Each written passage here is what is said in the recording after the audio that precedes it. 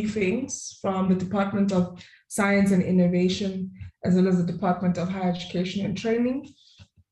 The first briefing we'll receive from the Department of Science and Innovation will be on Program 3 of the department, which is International Cooperation, Resources with emphasis on key agreements and regional partnerships and synergies or collaboration with DHET.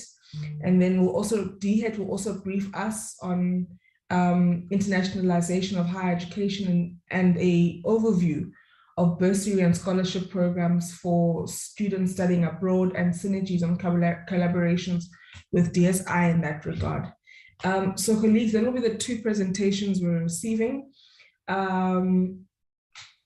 We want to believe that members would have engaged the presentations prior. And so to both DGs that are present this morning, we'd appreciate it if your presentations can be as succinct as possible and straight to the point, because we believe members have engaged the documents. This could also allow for members to engage, but also allow for both departments to respond sufficiently and us not have to, have the bulk of the responses being sent to us via writing. So let's try and achieve that today. And so having said that, I'd like to hand over directly to DG Dwaga from Science and Innovation to make their presentation. Thanks, DG. Thanks very much, Chair, and to the members of the committee.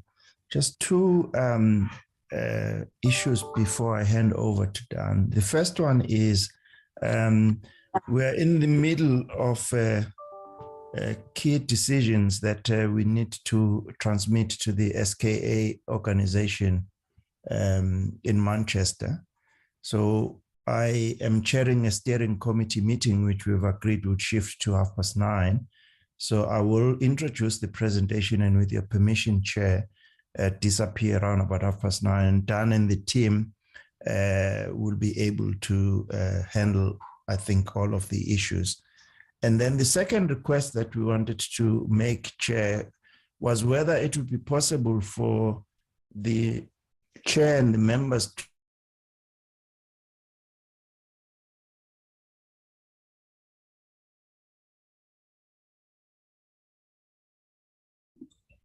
I'm not sure if it's my network or DG's network. I think it was DG's network. Okay. DG, your network is a bit poor, so maybe you could switch off your camera. What happened? So he's the deputy chair, so it's always important for him to be in these meetings because he gives us insights of the thinking within the international SKA project. So those are the two requests that we would like to make to the chair. But on the presentation, what we would like to share with the committee are our international collaboration program. So we'll be sharing with you the broad bilateral program that we have. So this is with individual countries across the world. We will be able to share with the committee SADC related programs and how we work to integrate our work within SADC and the rest of the continent.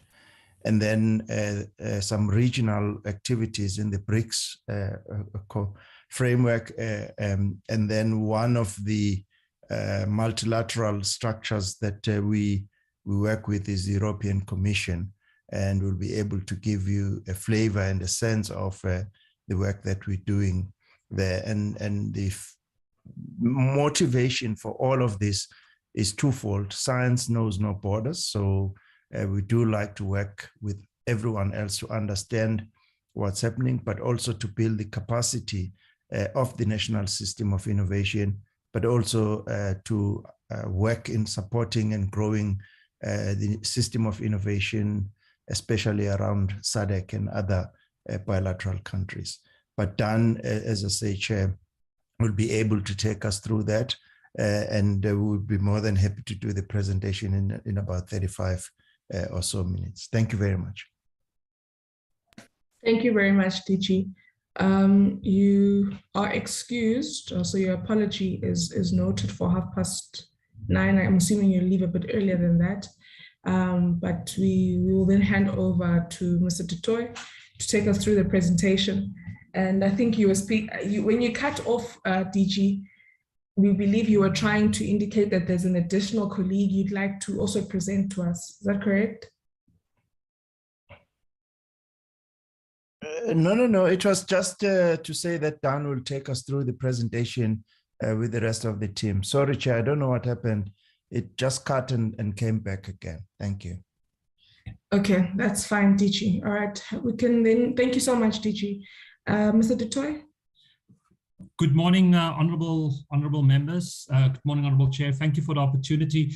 Honourable Chair, with your permission, just because the DG and I spoke, I think when the DG was cut off, he was respectfully going to ask the Chair if it would be possible to take the question time for the DSI immediately after the DSI presentation, because as the DG referred to, I am the Vice Chair of the International SK Steering Committee, and it would have been useful for me to participate in some part of the meeting the DG will be chairing this morning. But of course, if Honourable Chair, if you prefer, we can keep to the agenda. So that was the second request from the DG, if we could do the DSI question time after the DSI presentation. But of course, we'll be guided by you, Honourable Chair.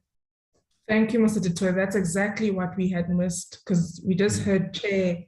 Okay, no, that's fine, colleagues. That's an order. I mean, we are a very considerate committee, contrary to popular belief, and so we will excuse colleagues. So if it's fine with members, given the reasoning we've been given, once the Department of Science and Innovation has presented, we'll then move on to the Department of Higher Education and Training. DG Sishi, I hope that's also okay with you. Okay, I'm assuming that the silence means that's okay with colleagues. All right, colleagues from DSI, you may continue. Thank you very much, Honourable Chair. And I will also be guided by your remarks that the honourable members have received the presentation. So I will focus on the salient highlights in order that we have ample time for discussion and engagement. And again, let me just emphasize on behalf of myself and my program that we value this opportunity for engagement with the honourable members. We will focus specifically on the importance of international cooperation in the new decadal plan, specifically the benefits which are being gained for South Africa, and then looking also at how we collaborate very closely with our colleagues in the DHET. And I should also say, Honourable Chair and members, I am joined by the senior members in my program, specifically Chief Director Mampe Chaba, who's responsible for Africa and multilateral cooperation, and Ms. Vani Pillay, who's looking at the international resources portfolio, and then several other directors. The decadal plan has a very specific focus, explicitly stated, as the honourable members would know, on promoting the expanded and strategic internationalization of science and innovation in South Africa. And that is what we would like to share with the honourable members today, is how do we put in practice this South African science diplomacy, but very specifically more, what are the benefits we are gaining, and how does international cooperation in science contribute notably to the implementation of the economic reconstruction and recovery plan. And then, as I've said, we'll take a very specific look at the collaboration with the DHET. Now, the honourable members, of course, received multiple briefings on the decadal plan in the past and have provided very valuable input on that plan. But the point really to emphasize is that internationalization here is an integral part of the plan. We know that in order for the decadal plan to achieve the impact for South Africans, which we desire, we need to have enhanced partnerships, and some of those partnerships will be through international cooperation. International cooperation also allows us to leverage additional investment to complement our national investment to implement the decadal plan. And the decadal plan therefore sets a vision for us to become much more smarter, much more strategic in both the coordination, the governance, as well as the policy direction of international cooperation. And there are 6 key elements in the decadal plan when we look at internationalization. Firstly, there is the objective for us to implement really transformative international joint research and innovation and engagements. Since 1994, South Africa has built up a rich, diverse, and a proud portfolio of various international cooperation partnerships which have played a very important role to integrate South Africa into the global science system. But we are now at the next phase where we really want to leverage those resources and relations to impact on the benefit for the South African economy and indeed for South African citizens. So that's why we put a high premium on the focus on really transformative, a new type of engagements. I've put in bold the second objective because this is so crucial to our collaboration with the DHET, and that is that we will continue through various international mobility programs, that is training programs abroad, exchange programs, build the human resources the South African economy and the South African science system need. We believe that that is critical. The accessing of experience and expertise abroad is a crucial component of any of the formative years of our next generation of scientists and engineers. International cooperation also has a crucial role to play in building our research infrastructure capabilities, not least because research infrastructures are often very expensive, they're large scale. The best example, of course, is the square kilometer array, but also research infrastructure also, for example, includes data sets, large databases where the international partnerships for the sharing of these data sets are very crucial. Then a very, very specific focus, and it has been and will continue to be, is our focus to promote and enhance science, technology, and innovation capabilities in Africa.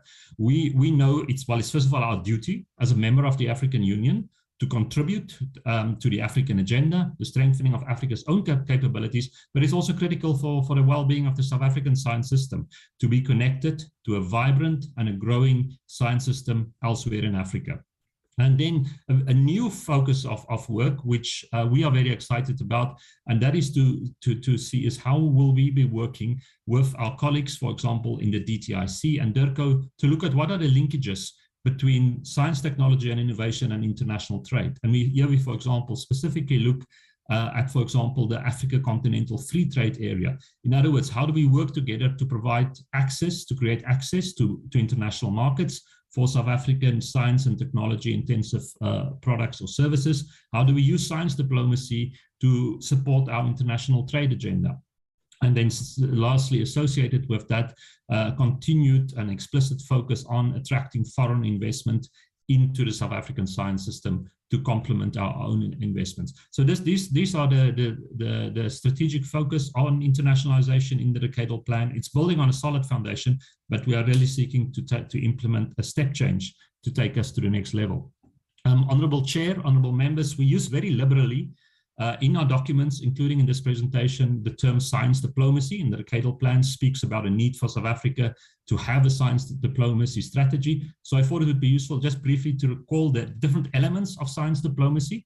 And this all pertains to the mandate of the DSI. First of all, there's the science in diplomacy. And we know that these days, there's hardly any pressing issue on the global stage, whether it's COVID-19, whether it's climate change, whether it's food security, which is not intrinsically linked to science. And that requires, for us in the DSI and a broader South African science system, to support the implementation of our foreign policy. And that's also a mandate of the DSI.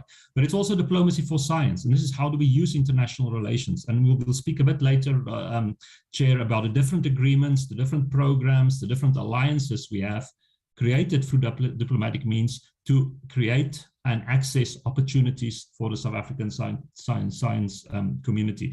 And then lastly, and I think it's very important also in the current times we live in, to highlight that science is also a tool for foreign policy. Really, it's about how do we use the relations science creates, because as Director General Majwaga said, science is intrinsically global. It doesn't know borders. Its values of solidarity, of multilateralism, which the world certainly can use.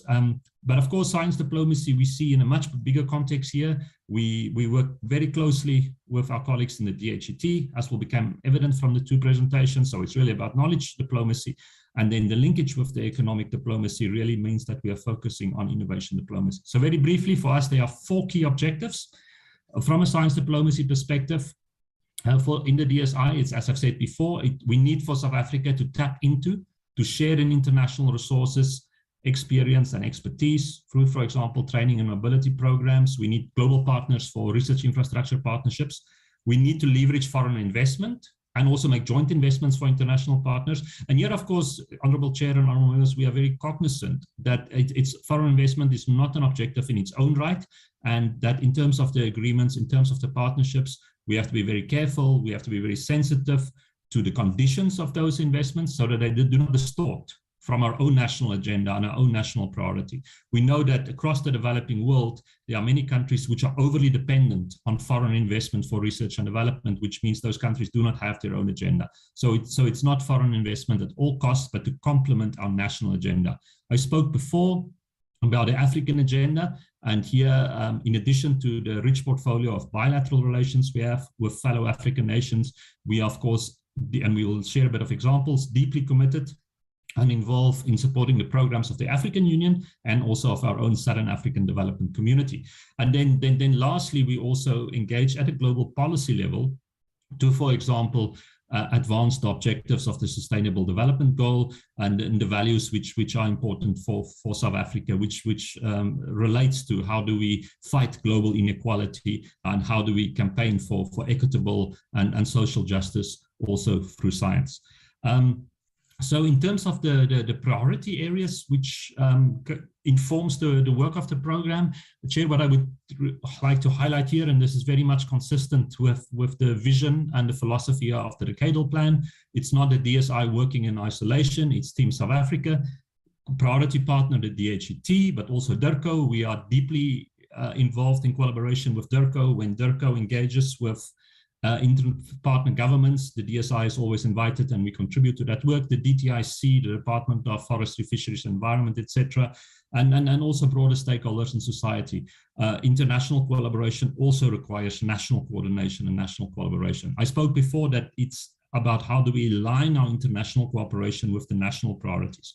And that's very important. And that's also the challenge. DG Majwaga often puts their team to say, well, why are we working with country X in this area? How does it help us? How will this help us to achieve our objective, our plan? So it is making sure that international cooperation is an instrument, is a support for our national priorities and plan. Then in terms of geography, undoubtedly the priority, of course, is the African agenda, but we also have a very strategic focus on global South-South collaboration, or the BRICS portfolio, which we'll say a little bit more later. And then doesn't mean that this is excluding other partners, such as, for example, the European Union, which we have a long-standing historic partnerships. In thematic areas, we prioritize our intervention in specifically those areas which is now being proposed by the decadal plan, the societal grand challenges, and then of course the priority DSI investment areas like the bioeconomy, energy, space, the circular economy.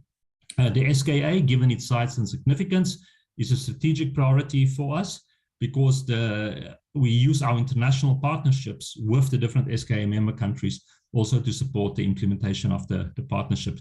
But then the key challenge really, and this is an opportunity in the coming years, will be to see how do we advance our collaboration to go from traditional R&D collaboration to innovation partnerships. Typically, a big part of our international cooperation portfolio currently would be joint research projects, in which we can, and we have the statistics, we can measure the output, for example, in joint publications by South African and international researchers, in PhD students trained as part of the projects. So what is more challenging, however, is to move these international partnerships into the innovation area, where we will, for example, have joint technology commercialization, joint product development. And so this is a strategic focus area for us to deepen our collaboration in the innovation space, and we'll share a few examples a little bit later. And then absolutely crucial, as it is for the entire DSI, is the transformation agenda. And here we think specifically at who are the participants, who are the beneficiaries of these various international partnerships. Do they, for example, prioritize the involvement of the historically disadvantaged institutions and individuals? We know that to be successful, for example, in competitive international programs, it requires very strong institutional support and capabilities, which have been built up over some time, which often our historically disadvantaged institutions would not have. So we as the DSI have the obligation and we have the duty to proactively seek that international cooperation doesn't become an exclusive process, but it's inclusive of all South Africans. And similarly, we pay very specific attention to the profile of participants, both with regard to gender, race, and youth. And then very importantly, and it's also a challenge to DG and Minister Nzimande indeed puts to us often, is how do we communicate and better communicate the work we do, because there are many success stories which South Africans can rightfully be proud of, which we do not necessarily always communicate in the international portfolio. Then, Chair, the honourable members, the request was just for insight in how we work in terms of the different agreements. So that's what I will do in the next 2 slides, look at what are our instruments, and really, first of all, to say that the agreements we sign, and Chair, not only is the committee very accommodating of us, and we greatly appreciate that, but you've also given us excellent support over the years to, for example, process the ratification of various international agreements concluded. These agreements, however, often only creates the framework. They do not go into the detail of how we work together. They are then often the subject of detailed implementation plans, which are being developed, often implemented through, for example, the National Research Foundation or the Technology Innovation Agency.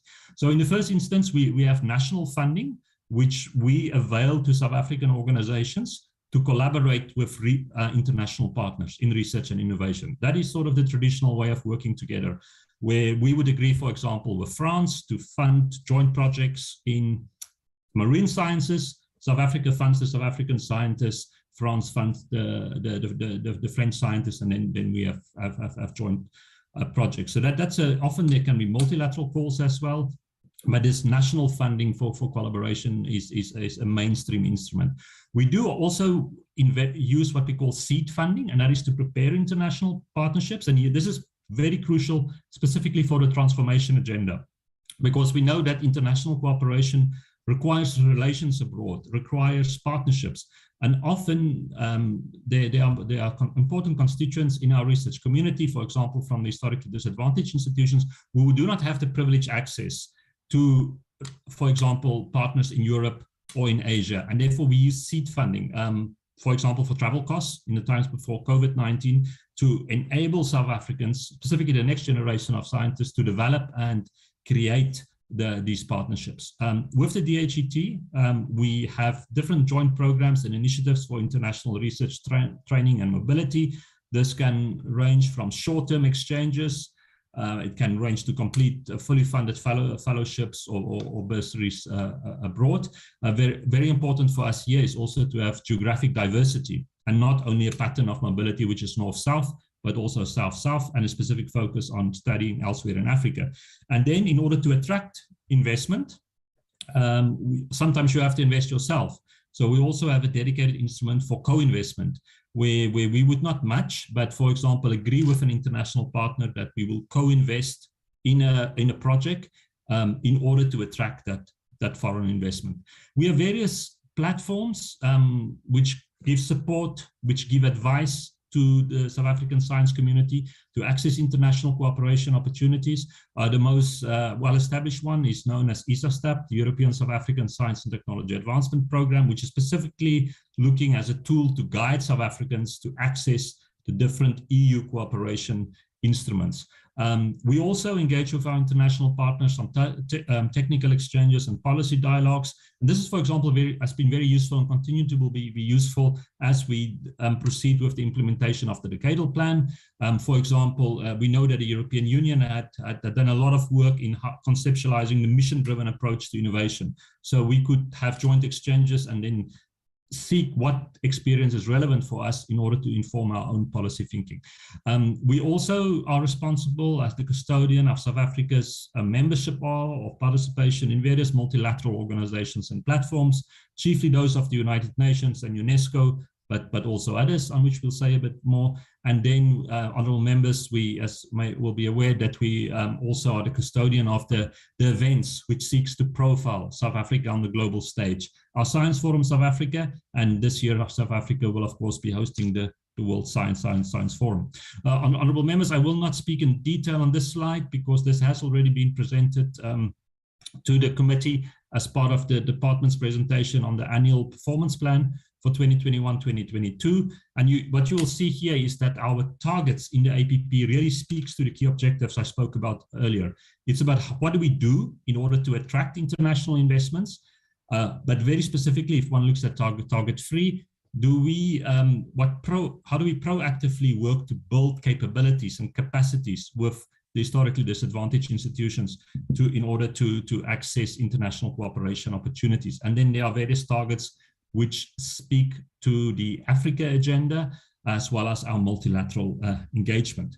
But then, Honourable Chair, honourable members, so how does South Africa benefit? How do we benefit from these various agreements and partnerships? And we thought it would be best to present this to the honourable members within the framework of the 6 outcomes of the DSI. The first, of course, being that we promote a transformed, inclusive, responsive, and coherent national system of innovation. Arguably, one of the key, the most important outcomes here is that in priority areas, we have secured foreign investment, international resources to complement our national investment. And that specifically happened in the COVID-19 response, where we, for example, have joint programs with our BRICS partners in order to develop new novel therapeutic drugs responding to COVID-19, or indeed are attracting international investment in the development of the MNRA technology transfer up. We also specifically, in various programs we have developed in order to advance the transformation agenda, for example, made the participation of historically disadvantaged institutions compulsory from a South African perspective, where we said that we would not be funding projects unless they also include HDI participation. And what this has done, it has helped us really to support the overall DSI effort in order for our national system of innovation to become more inclusive, accessing international experience, expertise, which informs our own policy thinking. That means we have a national system of innovation which becomes more responsive to the needs of the country. And I think the key point to emphasize here is that we see that international cooperation and partnerships as horizontal, as an integral part of the DSI's work. Outcome 2 speaks to human capabilities and skills for the economy and for development. We are finalizing a new trilateral partnership with our colleagues in the DHET and the National Research Foundation to make sure that we better coordinate the various scholarships, fellowships, opportunities on offer to South Africa and how we implement them. Very important here is also in the negotiation and the work with the international partners to make sure that we align these opportunities with the specific needs and priorities of South Africa. We specifically in recent years have also worked to create opportunities on the global stage for young priority female innovators, entrepreneurs, where we, for example, would create opportunities for them to present at forums, for example, organized by the United Nations Conference on Economic Commission for Africa, the United Nations Development Program, the Eureka European Union program, so that we put them in a position to access international partnership opportunities. Of course, one of the key outcomes of the DSI is to create increased knowledge generation and innovation output. This is collaborative work. South Africa continues to be one of the most successful non-European countries participating in the European Union programs such as the Horizon 2020, which, for example, has seen more than 60 million euro invested by the European Commission in supporting South African participants in this program. As the DG had said, within the BRICS framework, we have a framework program, which is the 5 BRICS countries together, funding joint research projects between the countries. And here we have an extensive portfolio of work, for example, in the material sciences, in energy, in big data, information communication technology, where South African scientists are working very closely with the BRICS countries. And now also we are starting to see the success of some of our investment in developing joint innovation programs with Africa partner countries. The most 2 successful will be with Egypt and Mauritius, where we have a portfolio of projects, innovation projects with both Mauritian and South African, Egyptian and South African partners being supported. As I've said earlier, the focus is really very much on how do we use international cooperation to support the overall objective strategies from our government, specifically for economic development, both in revitalizing existing industries, but also stimulating R&D-led industrial development. So international partnerships, as I've said, is integral part of the work in support of the MNRA hub. Recently, as the honorable members would be aware, we had a Director General of the World Health Organization visiting, and there are various international partnerships associated with that.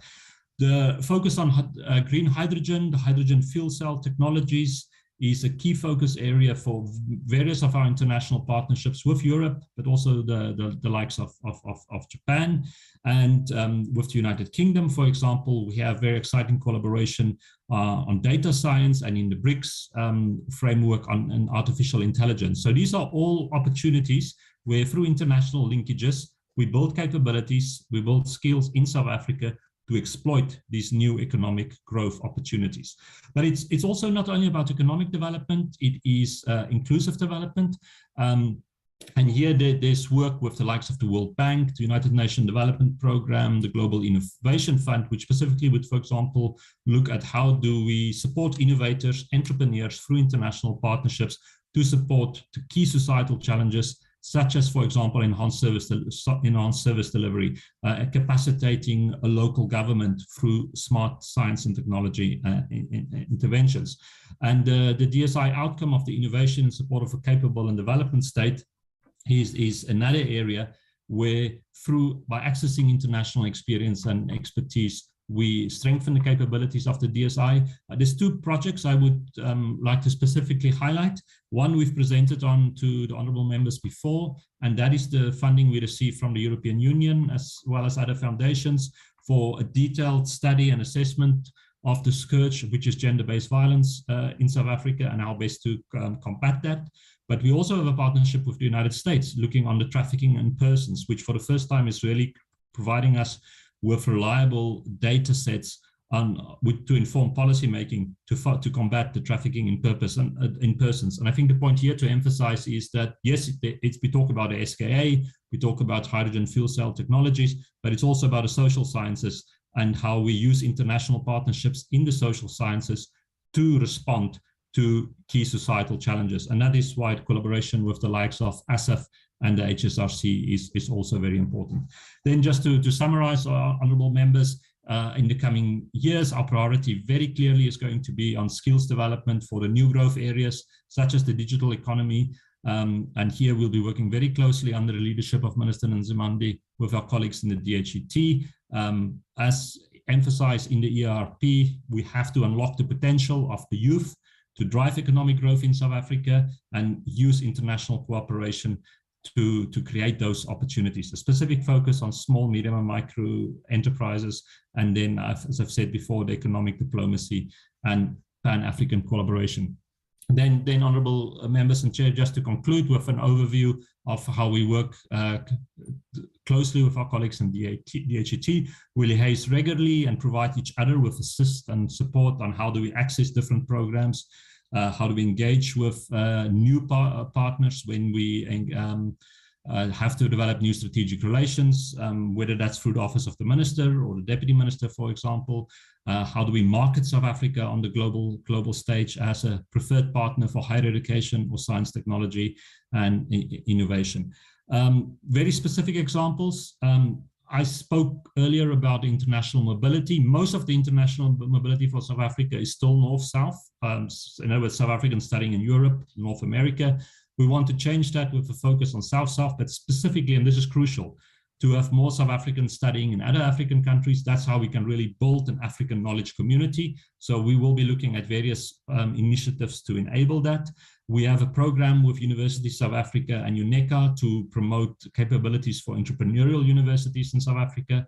And South Africa is due to host a node of the Pan-African University focused on space science, on which there is ongoing discussion. And then within the Southern African Development Community, or SADC, there are a whole range of programs where we work together. For example, South Africa supported the first comprehensive assessment of engineering needs and numbers in the SADC region, and what investment SADC needs to do in order to have the engineering capabilities it requires. UNESCO in the United Nations, the International Center for Genetic Engineering and Biotechnology, these all offer training programs where we work together. What we have recently been focusing on is also, before the DSI, very much focused on the university system, the higher education system. Also now, how do we access vocational skills training opportunities for international partnerships, for example, looking at local government. And then there are a range of international examples for intergovernmental cooperation. We support every year young South African scientists to form part of what's called the BRIC Young Scientists Forum, which is a networking platform. We have a vibrant young scientists and students exchange program with China, which sadly has seen a slowdown because of COVID-19. But will be revived. There's the South African-Japan Universities Forum, partnerships with the United Kingdom, and then various scholarship programs with countries across the world. Foundations and philanthropy also plays a very important role in supporting our skills development. Honorable Chair, I just would like to conclude, because this is such a crucial issue, with an example of how we, in order to advance the transformation agenda, through international cooperation, we implement gender responsive planning. And as I've said before, this is on the first instance about making sure that all South Africans participate and have access to the opportunities afforded by international research and innovation programs, specifically women, youth, persons with disabilities, and looking at addressing the demographic imbalances. So we have key targets to achieve this. We also look at ourselves. So how does the profile of South African delegations when we participate in the international stage look like, in order to make sure that we are representative of our country, and indeed also the projects, the programs we implement with international partnerships. In addition to the participants, who are the beneficiaries, the user communities, so to speak, of these projects. And there are various working within SADC, the SADC Women in Science and Technology Organization chapter, or for example, the Office for Women in Science in the Developing Countries partnerships, which we leverage to guide our work in this regard. Honorable Chair members, just to conclude, this gives you just an overview for information of how our program is structured. I'm very privileged to lead this team of very competent and dedicated officials. We have 3 chief directorates looking at multilateral cooperation in Africa, the overseas bilateral cooperation, and international resources. And I would also like to mention, honorable members, that there are 2 overseas offices, which the DSI has, but we also support the DHET. And looking at the relations with the European Union, it's Ms. Yudi Mabusa, who honorable members may recall was Minister Nzimandi's former chief of staff. She's now based in Brussels, and she's indeed joined the call. And we also have Mr. Khalid Jepi, who was a senior official in the DHET, who is now our representative in Tokyo and has also joined the meeting today, despite the late hour already in Tokyo. So to conclude, we are strongly committed, honorable members, to advancing South Africa's science diplomacy agenda, because we know of the challenges for global peace and solidarity. We need science to bring nations together. But I think most importantly, and that was the main focus, we wanted to emphasize that we also need to make sure, and we know that international cooperation can also make a difference and enhance our capabilities to put science at service for the benefit of all South Africans. So I will conclude with this presentation here, honorable members, and we would look forward and are honored for the opportunity to engage with you. Thank you very much. Thank you very much, Mr. Toy. I'm assuming that DG has definitely left us, so we won't go back to him. I'd then like to acknowledge members who would like to engage on the presentation.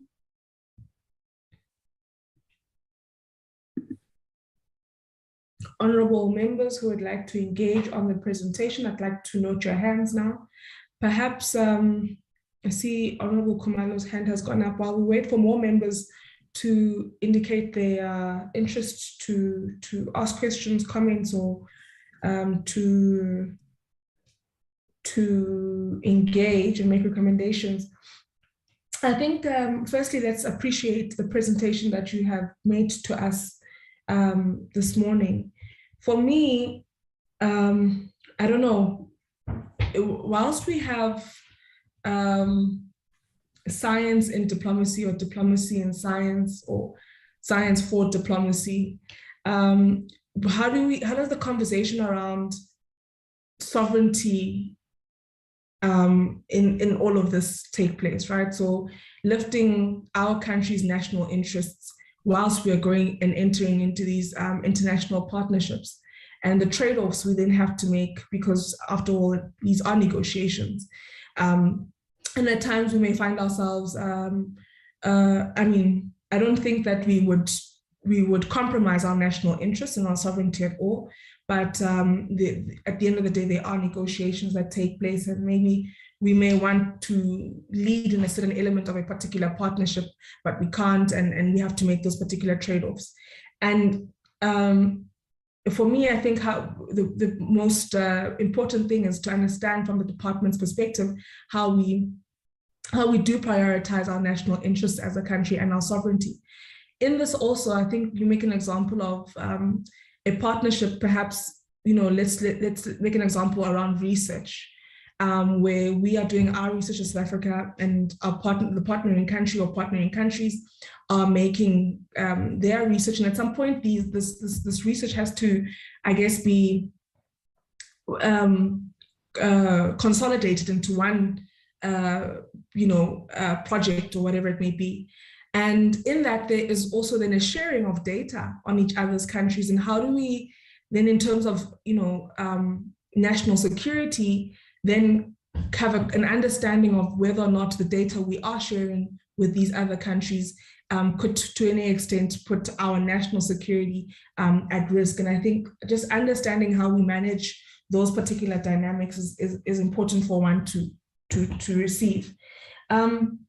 Interests around labor, with the SKA, and now we speak about SCAL because that's the observatory there. And when we spoke in Carnival about the fact that when we get to the point that SCAL is, I'm calling it SCAL, is now fully operational, it would be important, considering the amount of work we would have done as a country, in establishing the foundation we've established in Carnival, to be able to send some of our scientists, some of our astronomers, some of our engineers, to be able to then do the work we'll be doing on the rest of the continent, in the UK, in Australia, wherever it may be.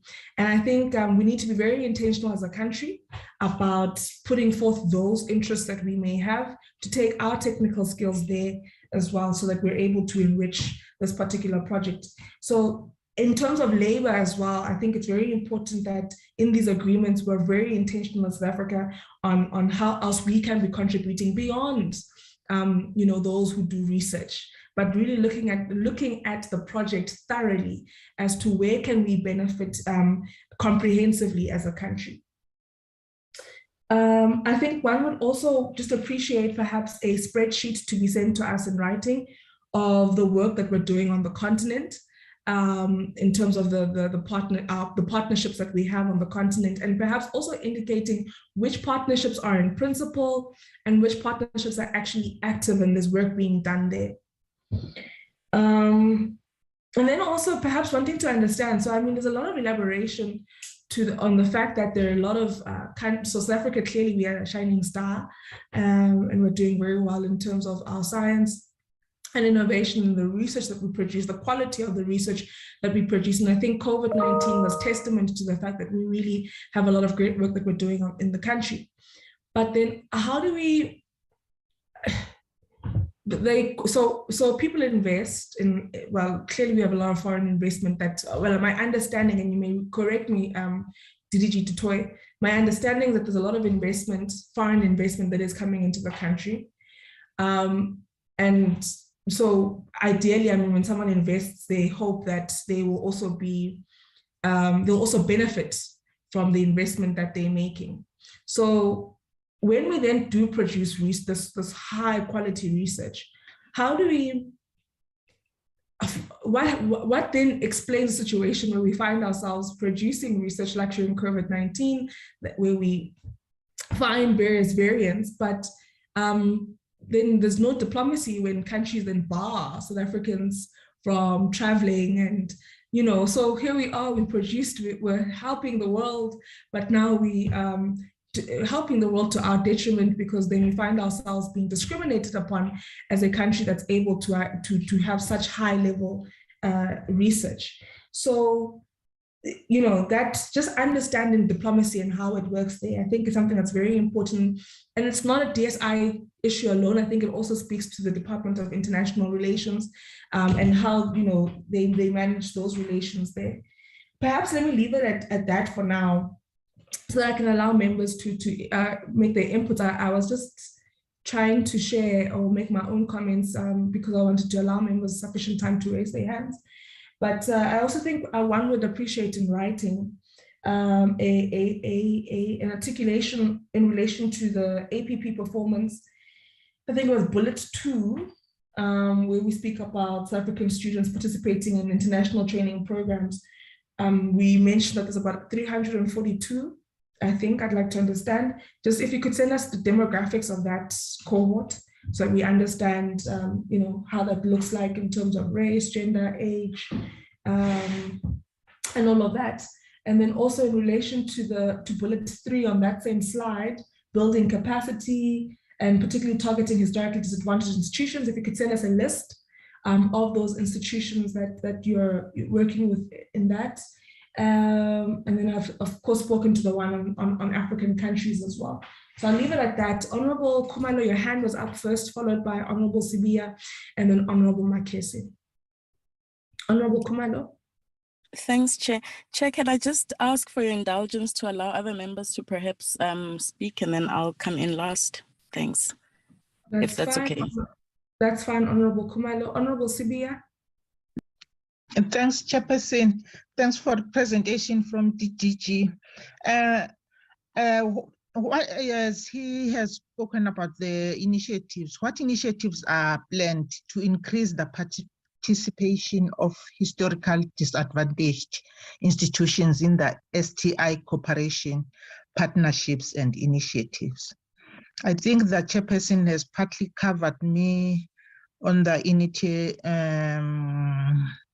initiatives participating, but I would like to know, how are the initiatives and participating institutions identified and supported?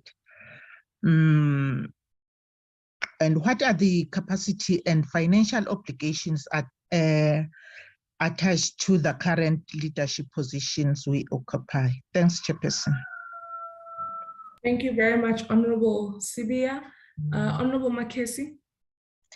Thank you, Chair, and good morning to everyone. I'm sorry I'm not going to switch on my camera because, you know, I'm having problems of connectivity. I hope I'm audible, Chair. Yes, you are, ma'am. Okay. I just want to say good morning to everyone, and thank you to those who had to, you know, kind of wake up early in the morning, or who still are in a different time frame from us, for joining us. We really appreciate that. Chair, with me, I really appreciate this this decadal plan that was presented now by Mr. DHET. But as you know, I'm always concerned about the issue of, you know, how do we really participate as South Africans? How can our youth be able to be role players in this kind of programs? I think on Wednesday, you know, I alluded to the issue that, you know, our early childhood development is not really a sector that is looked at in order to ensure that, you know, our students are ready and can actually be able to participate. And if you look, if you remember when you went to the SKA and the SAU, as much as we appreciate, you know, the fact that there's international participation, and the majority of the people that are working in those two areas, there are people that come from overseas, most of them, and you don't see really the South Africans, young people, being the ones that are there, who are basically running these projects. And the reason why is because, I believe, is because, like, you know, the issue of our foundation phase, we are unable to be able to produce young people within universities, within our basic education that can be actually fully participate in this kind of plans. And then they end up being, plans that are there, but then we don't have the skills to be able to fulfill and take those plans forward as South Africans. And therefore, we then rely on, having, international expertise. There's nothing wrong with that. I think, as Mr. du Toit said, there is an intention of us working together globally to ensuring that those who have the expertise, they come to South Africa and assist us. But we cannot be in a situation whereby we have these great plans and then they're 100% taken, in the sense like the employment and the skills that are required are only occupied by people that come, from overseas, and not even some from even Africa for that matter. It is people from from Europe, from the United States.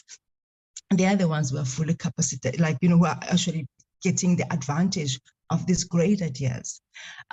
So I just want to find out, because, as long as we don't have that, and as long as we're not working on our education system, at least basic education, and also, ensuring that, our children do participate in science and, science-related degrees, and when it comes to IT innovation and all that. So we need to, as much as this is what you want to do, we need to make sure that we bring them along, they become part of that. And that is something that I stand by to say we are not doing much in that aspect, because even if we do well eventually, we won't have real participating, the beneficiaries of these will not be, the young South Africans who are desperately looking for work. The other issue that I know that Mr. du Toit was going through, really, is even the presentation itself is extremely summarized, and I was hoping that you'll go more into details on the different targets that you guys have that have put in place. We didn't see your budget. What is the budget for this program? Is it enough? Is it sufficient? And what is it that South Africa is contributing to this program? And is the as I know you said that there is international contribution financially, but I didn't see that. And also, we are in a global pandemic as we speak, and Africa was not a key player in terms of COVID. So because obviously no one was prepared in the world, we were not prepared. And I would like to find out, I know you've mentioned that we will have participation when it comes to mRNA, but as you know, there's talks that you might actually have another pandemic. What is it that you're going to do to make sure that we stay ahead? Because the last thing that you want to see is South Africa or Africa as a continent sitting back and just watching what is it that the rest of the world is going to do for us, and kind of begging in terms of our vaccine, and trying to find out can we get the recipe for the vaccine itself so that we can be able to manufacture it from the side from South Africa. So how are we going to be able to make sure, at least when it comes to another pandemic, that we can actually be actual role players? I know it is not on this plan. I've realized that, because I saw that you have climate change as one of the plans, that's what you can be mostly participating in. But is there a way that we can actually be saying that, how does Africa prepare itself for its next pandemic? Is there a scope for that? Is there an intention to do that? Will this plan also include that? I'm very much also aware that, this plan was approved in 2019, but then, basically its time frame is 2022 up to 2031. So that is plenty. I think that's about 10 years. There's plenty of time for us to be able to see results from this plan. But it would be good to actually have a deeper understanding of it, because it's of no use for us to have this kind of presentation and we cannot hold you accountable because we don't know what are your targets, we don't know, if you actually will be able to achieve the different scopes that you've set yourself. I mean, you're talking about strengthening and growing research infrastructure capabilities. Where and how? How are you going to do that? Where is the budget for that? Promoting and enhancing STT capabilities, stimulating STI and trade synergies, African foreign investment. What are you talking about? Well, like it's I understand maybe because due to timeframes you are unable to go deeper into all these targets that you have. But we need to have an understanding, because then we need to see implementation. We need to see accountability. We need to be able to come back and say, what have you done with in terms of strengthening and growing research, infrastructure capabilities? What have you done? What have you built? Is there something that is going on in South Africa, in Africa, or is it going on in Europe? So we can know the initial stages, who are really the role players there, who has benefited out of that. So I don't know if, saying that it means that, maybe we need more time for this plan to have a deeper understanding of it. But I honestly believe that, we cannot have presentations whereby, it's just a scheme on top, to kind of say, this is what we're doing. We need to be able to dig deeper so that we can ensure that it is implementation and accountability that comes with that. Thank you, Chair. I think I'm done. Thank you. Thanks, Honorable Makesi. Honorable Mananiso. Thank you, Chairperson. Let me welcome the presentation and actually indicate that some of the issues are being covered by you, more especially on issues of the demographics. One would want to say that at least when they send some responses, they need to include in terms of people with disability. What is the plan with regards to the decadal plan? And I'm happy that, Chair, some of us who've been through the process and as well who has went through the colloquium for this decadal plan actually applaud. And it's something that we can brag about, that as South Africa, in terms of DSI, we've got best human capacity that can be able to transform us as a society. Mine as well is with regards to the issues of specifics in terms of their national and African agenda, as you said, with regards to transformation. So maybe they need to include as well on their responses the lessons that they could have learned, because I believe this is a space where every time as they execute in terms of finding solutions to our problem as the country, there are things that they are learning.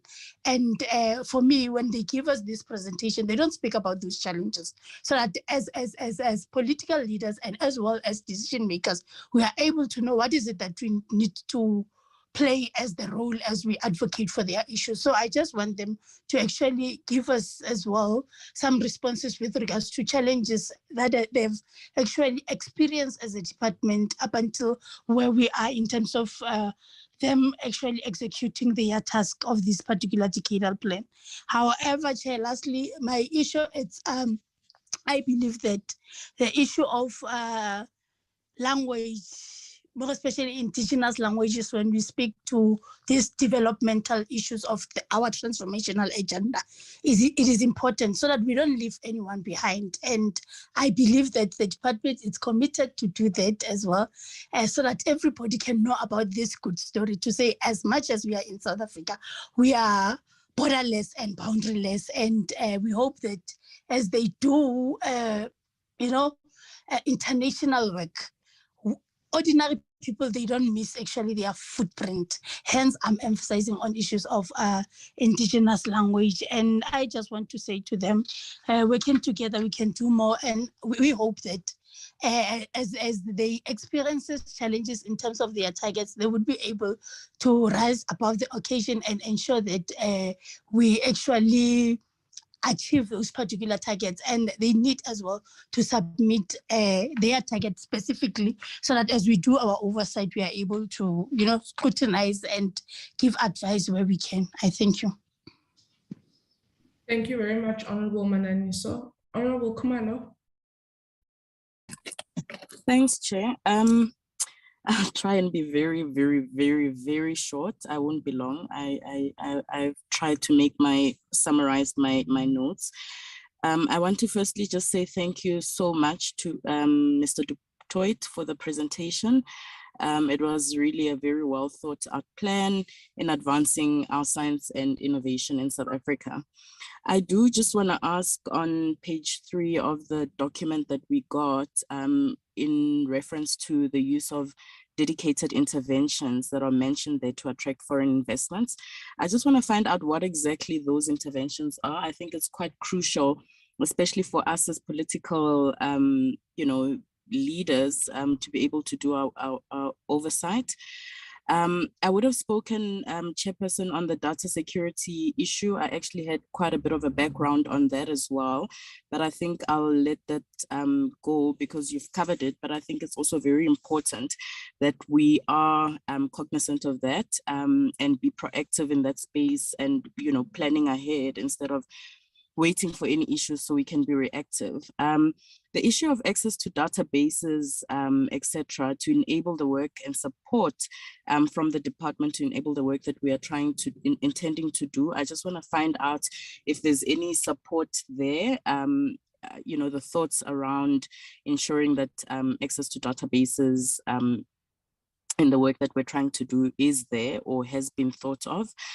I also want to find out if we're financially resourced to achieve the various interventions, including the developing of skills for digital economy and infrastructure. How does the budget of the department fare in support of this agenda? I think it's also very important that we are realistic about what it is we intend to do. And I also think timeframes need to be attached to what we are trying to do, even if it's in stages. But I think we need to be cognizant so that we don't, get loose or have our eyes off the ball in terms of when we're expecting to achieve what, etc. So I think I've been covered in issues of capacity of the department. One of our colleagues has mentioned that in terms of capacity to be able to carry all of this out and capacitating those whom we would like to advance this project in terms of resources, etc. So I'll just end there, Chairperson. Thank you. Thank you very much, Honorable Kumal. I hope you did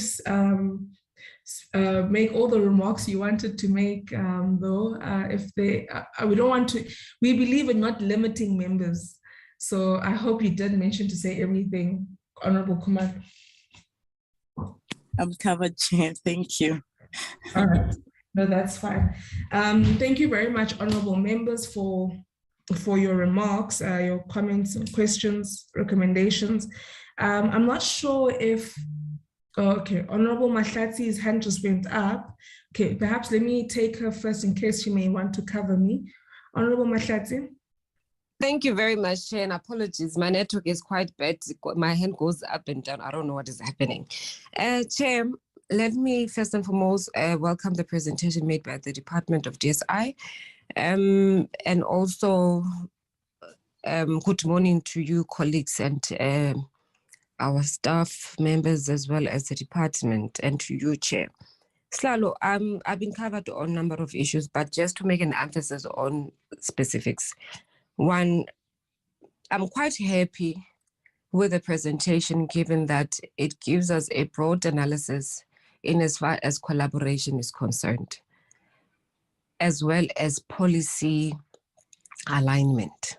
One, this program, the presentation speaks to alignment with the decadal plan. It gives alignment to our NDP, as well as collaboration with the sister department being DHET. I think that must be applauded because continuously we've got challenges of silo arrangement, silo mentality in government, but with this particular plan, it's clear that there is that particular collaboration inclusive of International Relations Department. However, my greatest weakness and my greatest concerns is around the quantitative element of specifics. Like honorable members have indicated earlier, we would need to have specific targets, when do we intend to achieve these particular targets? And to a large extent, there must be beneficiation of all the bilaterals that we're having. I want to believe that we must quantify this beneficiation element to say, with this particular bilateral, with this particular agreement, this is what we intend to achieve, and how is it going to assist the country in as far as youth unemployment is concerned, and economically with other socio-economic challenges. I think we need to speak to that, as well as the investment put in. How much investment is going to be put in this particular agreement, and what will be the output of this particular agreement? I'm quite happy, Chair, that the presentation speaks to the transformation element as well as socioeconomic issues related to gender, youth, persons with a disability. I think the department, in all honesty, need to be applauded. But one critical element, Chair, which I think we always, overlook, is the international treaties that sometimes, to a large extent, borders on our constitutionality. Had the department been able to align these particular agreements with international treaties, and where, at what point do they border on certain legislative elements of our own country? I'm making this example precisely, Chair, because when we're busy with Section 25, it's unfortunate Dr. Lotrot is no longer part of our committee. There were challenges on certain elements in as far as international treaties are concerned. And I want to check with the department, had they looked into those issues to say, are we in line with international standards? Are we in line with international treaties? Are they not bordering on certain elements relating to labor in our country? And lastly, Chair, is just to say thanks to DHET. It's not always where you get officials appreciating their co-workers when they're making presentation. I'm quite delighted, DHET, that you have so much confidence in your own subordinates to a point whereby you go mention them name by name and their contribution in the work that they do. I just want to say thank you very much, and keep the good work. And it is important from time to time that there is good relations amongst officials. And of course, DSI has been doing well. Their audit report has been quite magnificent. And this is just one amongst many departments that are doing quite well. Thank you very much, Clark. Thank you very much, Honorable Whip, Honorable Mahlatsi. I think for me, just one matter, which apologies if it's already been mentioned by one of our colleagues, but I think for us, we perhaps want to understand the progress that has been made in the development of the science diplomacy strategy, so that it covers, or my understanding that it could cover some of the many concerns, recommendations, observations members have made, just thinking about what Honorable Mahlatsi has alluded to, very similar to what I alluded to. So maybe this particular strategy could assist in giving us some framework and direction on how we address and deal with some of these matters that we've alluded to. And then lastly, perhaps also understanding if there is a formalized framework between the work that you do as DSI and DHET, and wanting to see that particular synergy. So my understanding would be that, the DHET would make an analysis of a skills shortage in our country. And now we've also seen that other departments are also making analysis of the skills shortages in relation to their own departments, but at the helm of it, we need to have DHET coordinating these various analyses that are being made. And so once DHET has identified that skills shortage, and perhaps, DSI also from a research perspective, from an innovation perspective, also makes that particular analysis. And maybe I'm jumping the gun because I'm already moving into DHET's presentation. But I think what's important is that we find synergy in how we relate, so that when we're saying, okay, this particular skill, we don't have it locally, we don't have anyone who can enrich, our citizens with that skill or that knowledge, we need to go outside and learn and then and plow back into the community. And let's just pray that there is a lot of that that's taking place.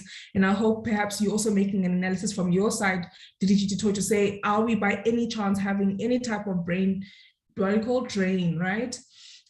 Where our scientists are going outside and realizing that actually, you know what, rather I stay here, and we hope that we are making an analysis of that, because then we're not achieving what we want to be achieving. But then it would be important for DSI to also contribute to that, to say, yes, we do need to send, we are, short of X skill in terms of research, in terms of innovation. We do need to send out this particular cohort, and then also being able to liaise, of course, with the Department with DIRCO, to also be able to have an understanding of, so like Honorable Mahlatsi was alluding to, not operating in silos, so that we're able to trace our citizens and whether or not we are making progress with regards to enriching ourselves in terms of whatever skills are short in our country. DG Dutoy, I hope you've been able to capture all the comments, questions. Oh, Honorable Mahlatsi, I think I think you want to speak. Yes, I apologize, Tlalo. It will be unwarranted of me to come after we have spoken, but I just wanted to, I forgot to just one aspect on the COVID-19. In number of platforms, we have heard that the department has been we've been as a country, be a leading country in Africa, in as far as the COVID-19, because on certain aspects, of course, because of course we are not manufacturing vaccine and so forth and so on. But maybe it will be important just in one line for the department just to give us a snapshot on what has been their contribution in as far as COVID, because I want to believe the Omicron was our own invention, not invention per se, but we were the ones who were able to come up with this particular variant, and how we had contributed positively in the COVID-19. Thank you very much, Clark. Thank you very much, Honorable Whip. So DDG will allow you to respond to comments, questions, recommendations from members. Cognizant of time and you wanting to also join the other program, the more in detail questions where we've asked for spreadsheets, breakdowns, numbers, targets, please do send that through in writing within 7 days, please, colleagues. I really want to emphasize on that because, not to point DSI out, but just to say to all of us, we would really appreciate it if these responses would come within 7 days, even shorter, because I'm sure DDG, you can already, if you had enough time, take us through everything, but because we don't have time, we're trying to be more a bit innovative.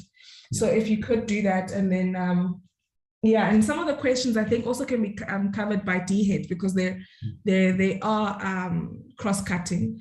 But I'll hand over to you, DDG. Thank you very much, Honourable Chair and Honourable Members, for those very stimulating, those very pertinent questions, which will certainly assist us in the programme with our work. They have provoked our thinking, and as always, is a very, very valuable guiding tool.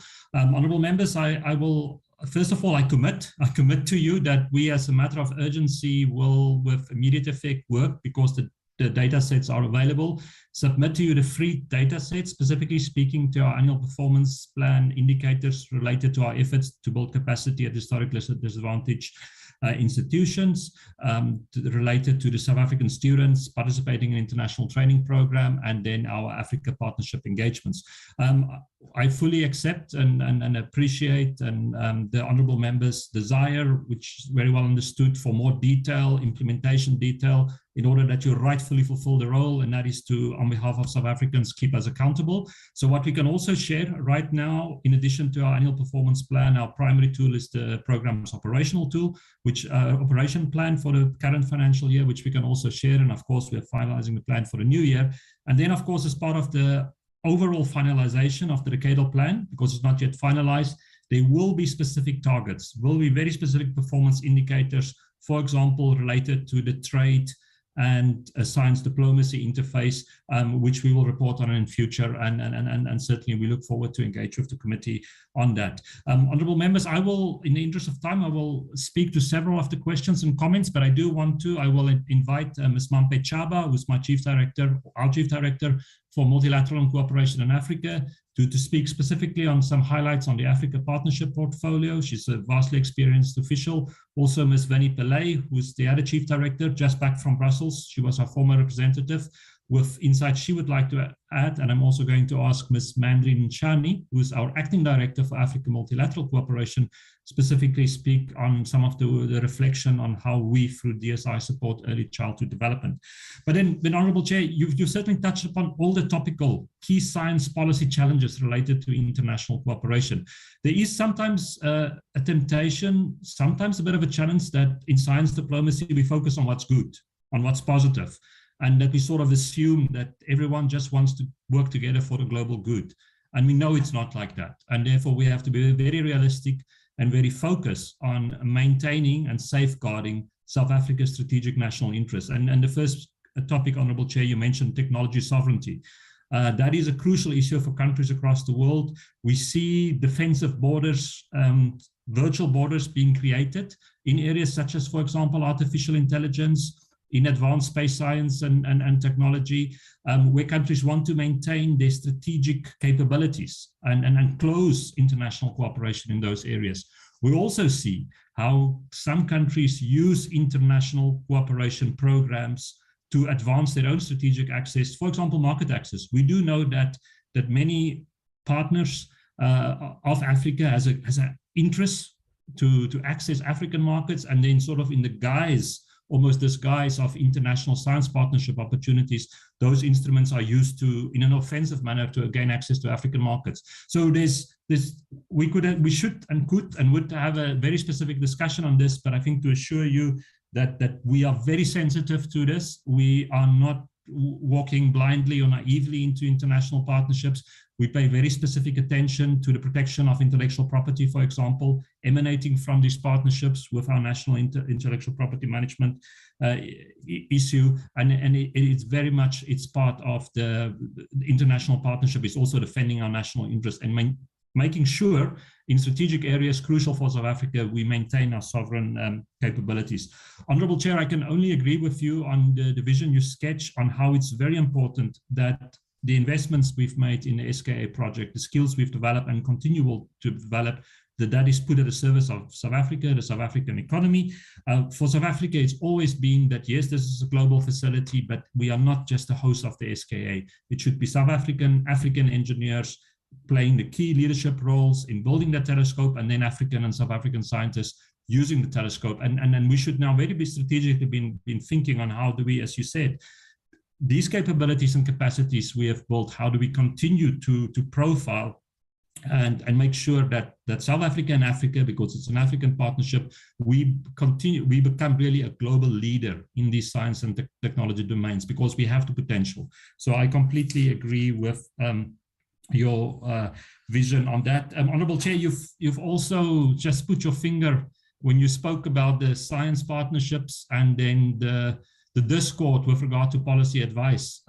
We speak about how policy and decision making should follow science. And then what did we see with Omicron? We saw that many of our partners abroad didn't follow scientific advice through the imposition of travel bans, for example, on South Africa, which had no scientific evidence. And I think there are lessons. One of the honourable members speak about the lessons we gain. And I think the honourable member, they made such a crucial point for us as the department to reflect very carefully and to make sure that we capture these lessons, share them with our oversight institutions such as the committee to gain to guide our future work. So again, there's not an easy answer.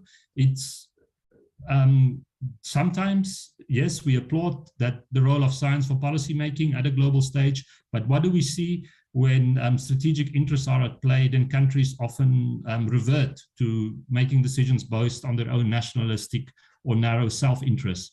That is a reality of global affairs, which we have to continue to combat. and work at, because COVID-19 is, of course, only one global challenge our planet faces. There's climate change, there's continued global inequality. So there are lessons. There are very important lessons to be taken from how the world has responded to COVID-19 and how we will then respond to future challenges. So that I think that was an absolutely crucial point. And then, yes, Honourable Chair, we certainly look forward to be sharing with the committee in due course our work in the preparation and finalization of a dedicated science diplomacy strategy. This is foreseen by both the white paper and the decadal plan, and is now our next objective. And for the reasons we've just spoken about, such a strategy is definitely needed.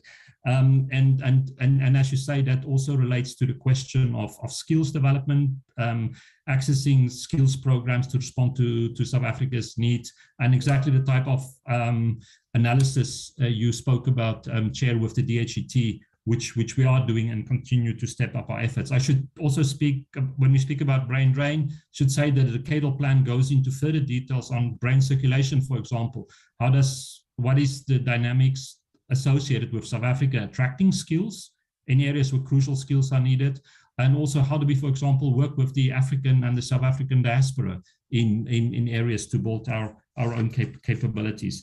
With regard to the Honourable Kumaro's question, just very briefly on foreign investment. So what we do, first of all, we support government's overall foreign investment promotion effort. So some of the key science and technology programs and projects will be showcased, presented at President Ramaphosa's investment summit later next month, such as the hydrogen and fuel cell work, such as the SKA, such as the vaccine development.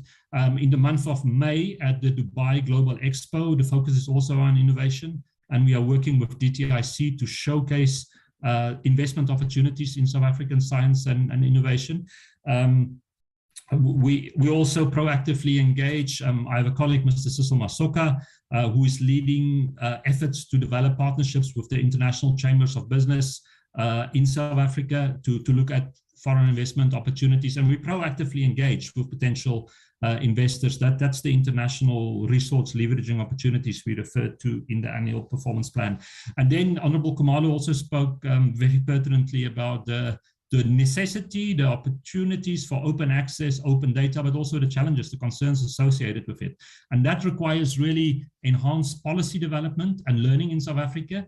Very briefly here, the department supports the CSIR to host the Center for the Fourth Industrial Revolution, which is affiliated to the World Economic Forum. And here we are really looking at what are the regulatory frameworks we need to make sure South Africa optimally exploits, for example, big data, artificial intelligence, the Internet of Things, precision medicine, but at the same time safeguards our international interests. We also support at a National Research Foundation the Africa Open Science Platform, which is designed to help Africa implement the UNESCO recommendation on open science. Then the Honourable Sibias on the increased participation of HDIs. As I've said, what we do, for example, is to proactively go to HDIs, visit them, present various partnership opportunities to make sure there is awareness, how we provide advisory and support services, guidance on how to access different programs, but also proactively invest in seed mechanisms to support them, for example, by connecting with international partners. And then we have also made some of our funding programs actually HDI participation conditional. This is a commitment we do, not only because it's the right thing to do, but it's through that we actually unleash the potential of all South African institutions and all South Africans to advance science in South Africa. As I've said, that I will ask Ms. Nchani just to speak specifically on some of our reflection on how to support early childhood development. But of course, the Honourable Mashesi is entirely correct here. And the work we do as the DSI is not in isolation of DHET or DBE. That we have to have and continue as a government have to have a holistic, comprehensive perspective on our human capability in investment. In terms of the different targets and budgets, so the targets, as I've said, are in the annual performance plan, the operational plan, which we will share, and then we have new targets being formulated for the decadal plan. Just on the budget, Honourable Chair, our program, as indicated administratively, we're known as Program 3, We, of the line programs in the DSI, have the smallest budget. I mean, in total, it is about 70 million on our transfer budget, where we invest in international programs. And for the goods and services component, it's under 20 million rand. So it is a relatively small budget, but it's not my intention here to complain. We know those are resources which are entrusted to us as responsible public servants to put it to the best use for all South Africans, and we work very conscientiously to invest them for the benefit of South Africa. But the reality is that it does constrain, as the department itself is often constrained, that with more resources we could do more. So we work very closely and to ensure co-investments with our sister programs, the Program 2, Technology Innovation, Program 5, Socioeconomic Innovation Partnership, and Program 4, Research and Development Support, because it is true that we are facing, in terms of the opportunities we can achieve. For example, in advancing the African agenda, we do face resource constraints, but we do our best, and we will continue to do our best with the resources we are entrusted with, and then to seek co-investment opportunities with others. The Honorable Mashesi also spoke about pandemic preparedness, and of course that is crucial. This is what this is all about. It's the work we are doing on the MNRA Hub and others. Yes, it's about COVID-19, but it's really making sure we prepare Africa to be in a position that we do not repeat the difficult situation we had with COVID-19. And that speaks to our science and innovation capabilities. It speaks to our policy in place, and it also speaks to the way we organize ourselves as Africa. I think we saw that under President Ramaphosa's leadership, when South Africa held the presidency of the African Union in 2020, Africa was able to respond very effectively. But again, there's lots of policy and institutional learning we can take from that to make sure, and there are processes underway to ensure that Africa prepares for to respond to future pandemics. And as Honorable Mashlachli also spoke about our role in supporting the fight against COVID-19. This speaks to policy advice, then the use of data science to inform policy and decision-making. Honorable members will recall the work which has been done by our SKA program in supporting the ventilator manufacturing program. And then, of course, now the South African companies developing testing capabilities to work on the vaccines, etc. But I think the point just I wanted to emphasize here is that we were also able to do a lot of these things because over many years, and here we should thank the committee, because the committee has guided the department and ensured that we had the resources. South Africa made strategic investments, such as, for example, in genomic surveillance capabilities, which we could put to use, some of the best in the world, in order to detect the new variants. And that is because as a government, as a country, we had this long-term vision, and we were entrusted for resources. And that is absolutely crucial, what we should do. And I think the committee's role in that regard is absolutely crucial. Then just very briefly to conclude, Honorable Mashlachli also asked about various international treatments and agreements, how they align with, for example, the provisions of our constitution. Here I should say that we are very clear. We will not sign, we will not enter into any international agreement unless those agreements are first of all verified by the Office of the Chief State Law Advisor in the Department of Justice and Constitutional Development. It's not verified by the DSI's own internal legal advisors, and then very crucially, the Office of the State Law Advisor, International Law, located at DIRCO. And our very strict prescripts, which we follow very closely, including, as we do, that when the time comes for ratification, that we will bring these agreements to this committee and, of course, the National Council on Provinces for oversights as well. It is very clear that we make sure that any international agreements we enter into are completely compliant with our constitution, of course, and we continue to value the committee's oversight in that regard.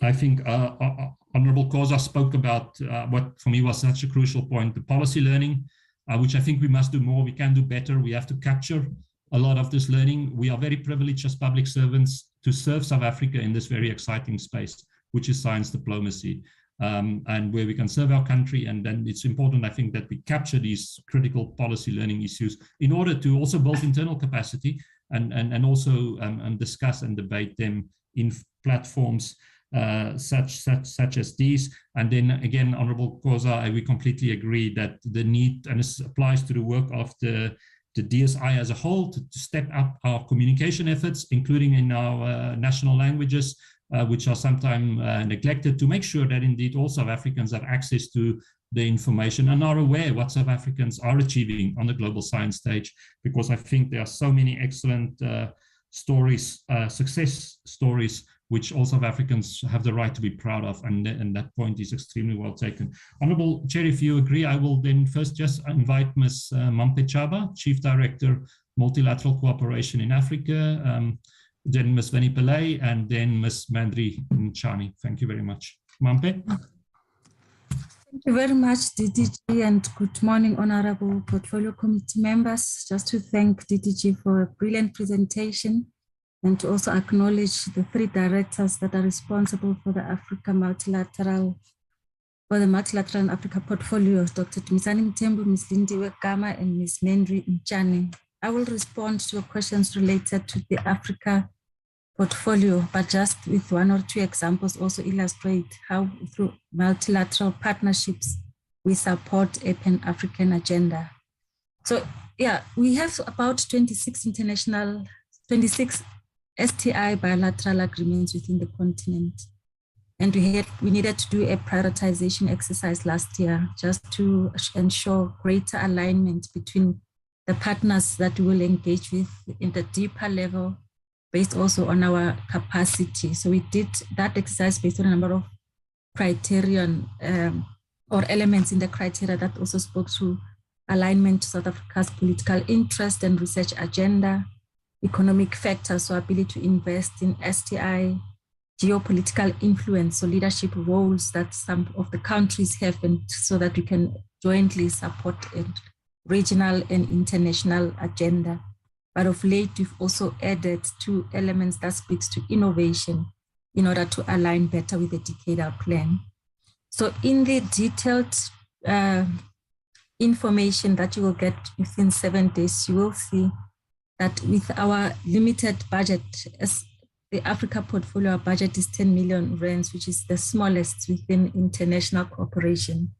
But you will see through the detailed examples that we will share with you that we have been able to do quite a lot with that limited budget. We needed to be really strategic in one, working with partners that are able to co-invest. But for those that are not able to co-invest, like the LDCs, we have managed to get support from other funding partners outside the continent. As an example, within the EU Africa portfolio, we are currently working on a renewable energy program where 7 projects led by South African researchers have now been funded or will be funded in the next 3 years. And for every rand that we put in, we've managed to leverage 2 rands back. So the total value of the project is 30 million, 20 million coming from South Africa and an additional 10 million from the European Commission. Within the Africa bilateral portfolio, we have supported 15 research institutions in South Africa, including HDIs, and that's our priority, to support HDIs. 44 principal investigators have benefited, 340 students have benefited and have acquired postgraduate qualifications through this bilateral program, and 32% of those are female. Through this work, we've managed to contribute to joint research publications and have contributed a total of 1.5% to the global research output. So really making a significant input with our African partners. So some of the challenges that we face really in the continent, we faced with a number of competing priorities, whether it be health or education or even defense. So we need to emphasize and showcase the role that STI plays in supporting development. And we do this, for an example, through providing courses for parliamentarians that dig a little bit deeper in illustrating the role of STI and why investing in STI is important. We will continue to do that, but we also do that through STI diplomacy courses. We're actually hosting one middle of March where we will really try to raise awareness regarding the geopolitical issues. That was one of the comments also raised, how to be balanced between the national, continental and global agenda and what to look out for when negotiating these kinds of agreements. So this course offers that kind of an enlightenment. In engaging in the continent as well, a lot of the partner countries don't have standalone STI ministries. This has changed somewhat of late because of collaborations in the continent. We're seeing more and more standalone STI ministries and research funding agencies being established, working through ASAF as well. We have seen a number of science academies being established in the continent.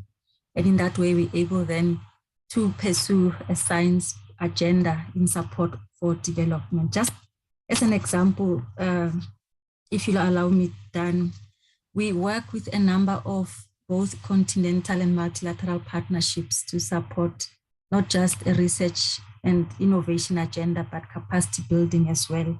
And in the details that we'll provide within 7 days through the work that we do with our International Institute of Applied Sciences, you will see that we have trained over 100 postgraduate masters and PhD South Africans in systems analysis. Within the partnership with Non-Aligned Movement, MINTEC, we've supported training on minerals processing and beneficiation in line with our labor policies, so not contravening our national policies. We've also, a few weeks back, just came back from a course that was offered at Ugu district in the southern KwaZulu-Natal, where we have trained technicians, artisans, and municipality managers on maintenance of research infrastructure through innovative solutions that are provided by our entities. Those are just a few examples, Chair, on how we supported an African agenda through our international partnerships as well. Maybe just to respond a little bit to the question of the COVID-19 responsiveness. Within the OECD, we learning lessons from a number of international partners on how they have addressed the issue of pandemics, but also lessons on how to better organize ourselves from an STI perspective to deal with pandemics. We're doing some research with ICGEB on at the genetic level, genetics and biotech level on supporting vaccines development within the COVID space. We're working with CSIR, Center for High Performance Computing, where they've established high performance computing centers across the SADC region as a way of analyzing the big data that has been collected through COVID responses. We have worked with the AU to establish what we call an African platform for science advisors, just to enable African science advisors to ministers to be agile and quickly respond to supporting their ministers in STI-required crises. We have a study that is conducted by SunBio on responsive and preparedness to COVID as lessons for future pandemics as well. But as DTG has indicated, there are quite a number of examples that perhaps can be best shared through a document that illustrates all of the details. So the detail will come through the inputs that we'll make. If there is anything I have not mentioned or that specifically can respond to the questions by the portfolio committee members, colleagues can respond. Thanks, DTG.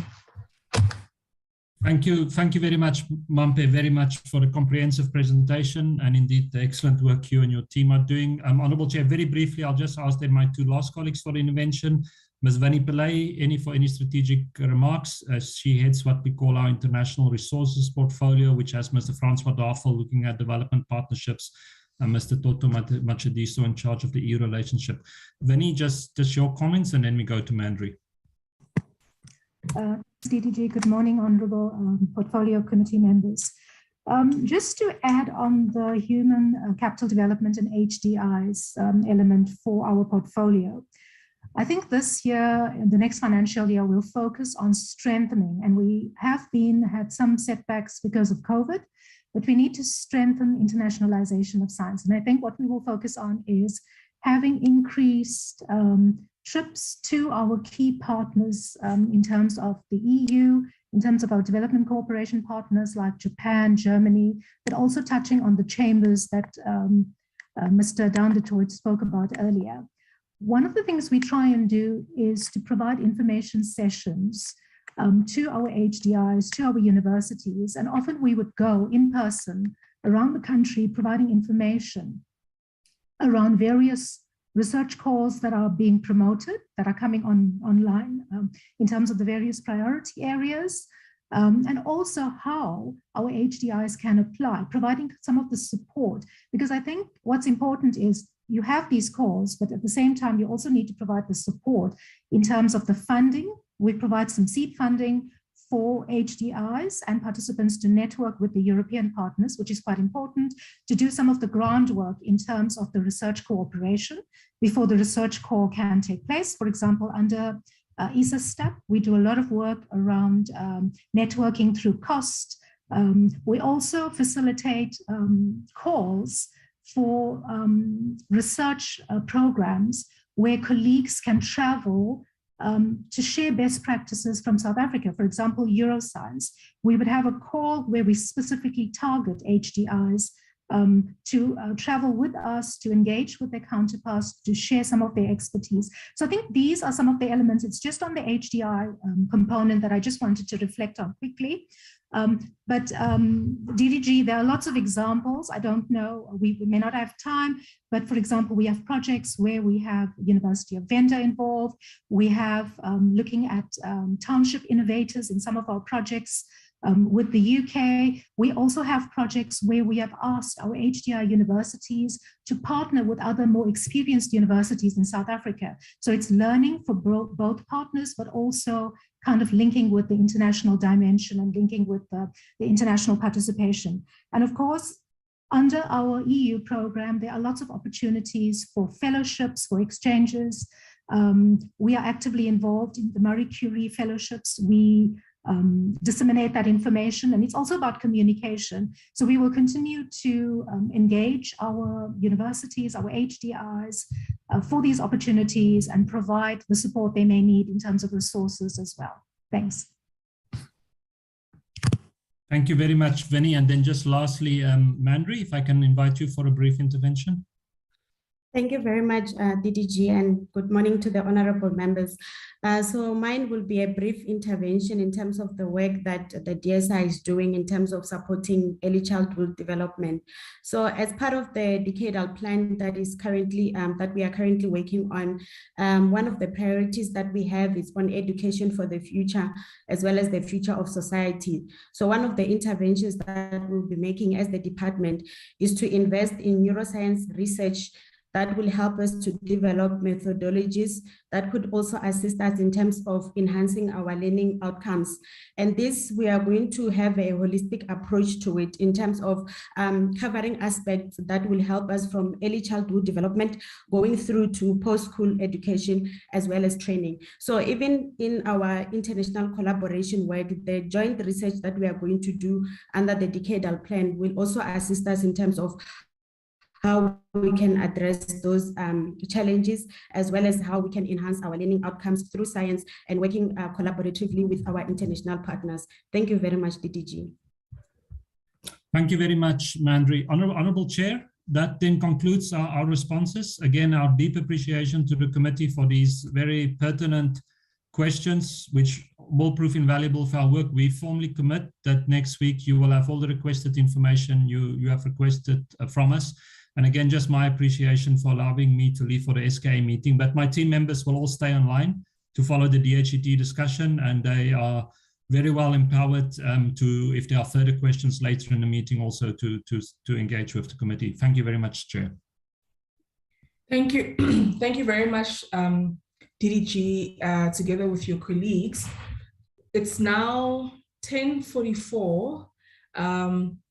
I'd like to give members a comfort break until 10:50, and then we will start with the DHET program. Thank you very much, DDG Tutoy, as well as your colleagues from the DSI. We always say that when we interact with the DSI, it's like we are in a lecture, and we appreciate the fact that we are forever learning. But DDG Tutoy, I said to DG Mdracha that the more oversight we do physically,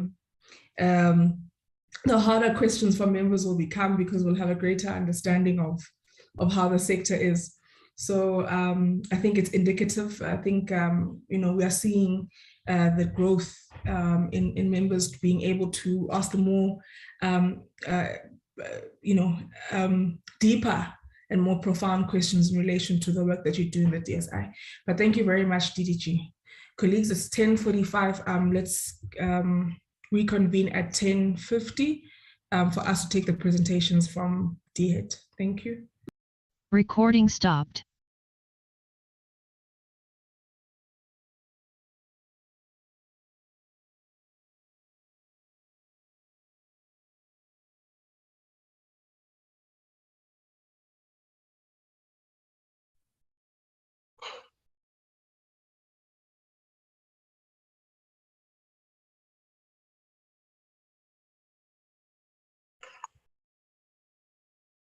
Morning, Dr. Sishi. Can we test your presentations?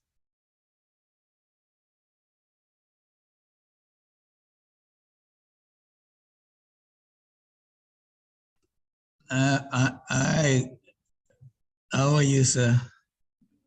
I'm good, and you, did you? Okay.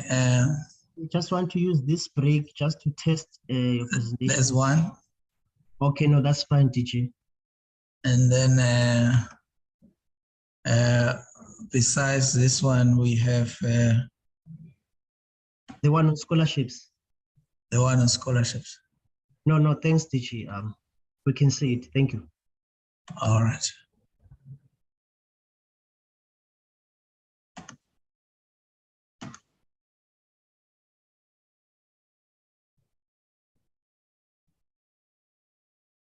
Yeah, you can stop sharing, DG. Thank you.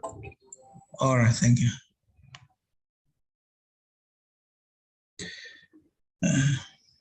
What's going on now?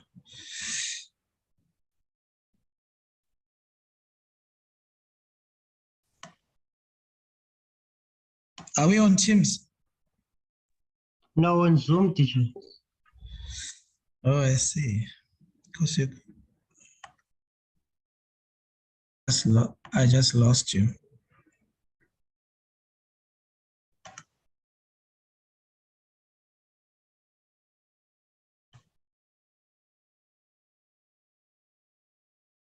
Am I still sharing? Yeah, yes, teacher. You can just stop sharing. Okay. But there's also the option of us assisting DG to stop sharing. But there's an option. The chair is here. The chair is here. Oh, no, but we haven't. This was a private conversation, Chair. We haven't started. Chair? Oh. We haven't started, but I was trying to assist to say that even the host can stop sharing. Yeah, but it's fine, Dichi. All right. Thank you, Chair.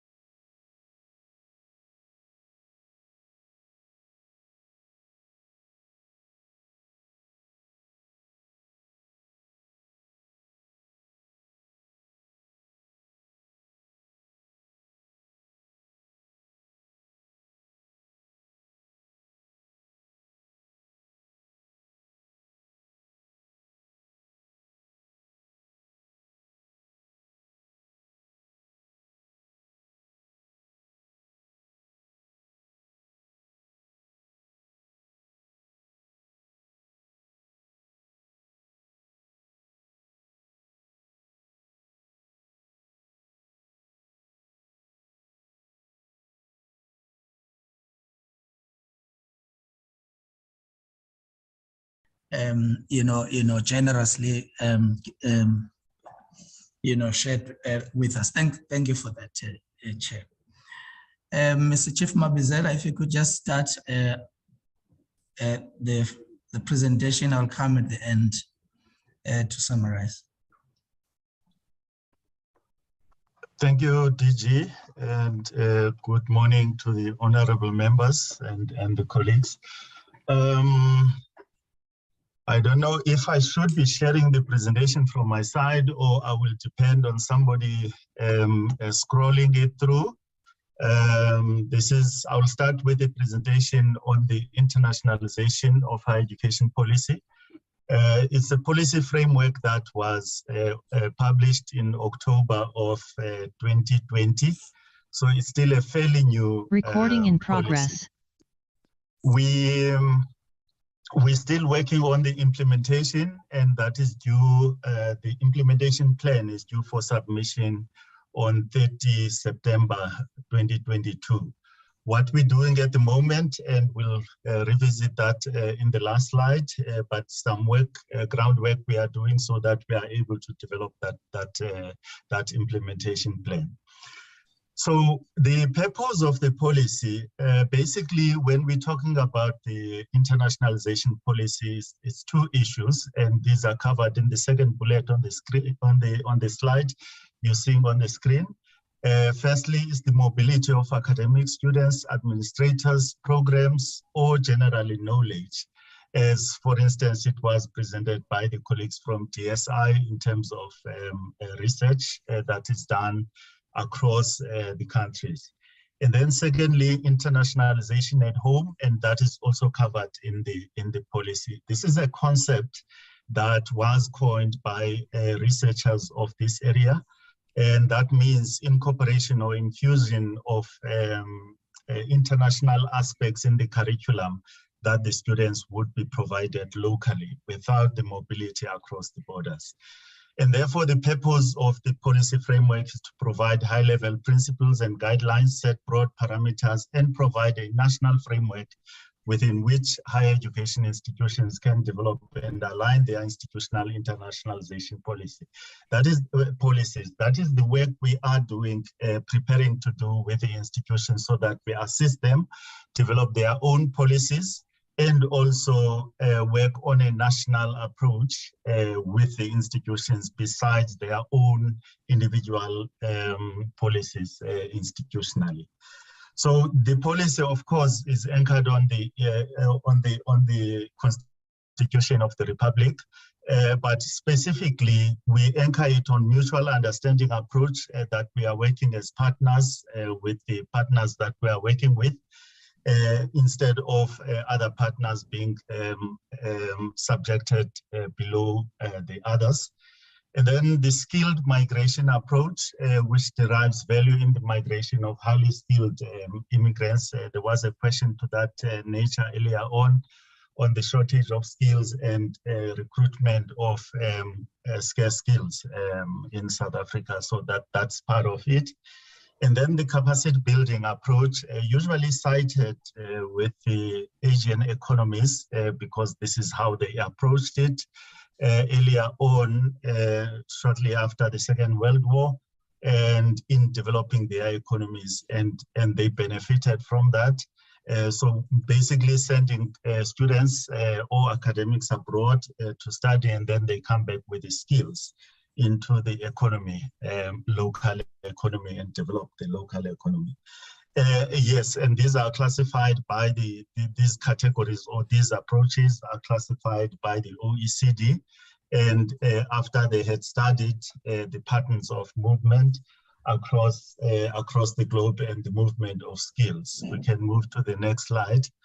And the rationale, I won't go through all the details in the presentation or in the slides, but basically it is to enhance the quality of our higher education system by crossbreeding with the ideas from other countries to enhance international research collaboration, because the more we have those, the more we strengthen our system as well, but also contributing to development of science, basically, and to attract scarce skills, as it has been indicated earlier on. So we've defined types of collaborations with the institutions, and these are giving guidance to them on how they should be engaging. They already engage with, they've got definitely partnerships that they have with their counterparts around the world, but they have been operating without a policy. And so this policy provides for defined way of engaging with the institutions or their counterparts. And in terms of priority, we're stating it there that the partnerships, the internationalization from the South African point of view prioritizes the region, as in SADC, and then the rest of the continent, as well as the partners that we have, such as BRICS or IPSA, for instance, India, Brazil, South Africa, the old partnership we had there before BRICS, and then the rest of the world. So this is how also we want the institutions to prioritize their engagements with internationally, without getting rid of the existing partnerships that they have, wherever those partnerships may be. But in terms of us supporting, we prioritize those regions in that order.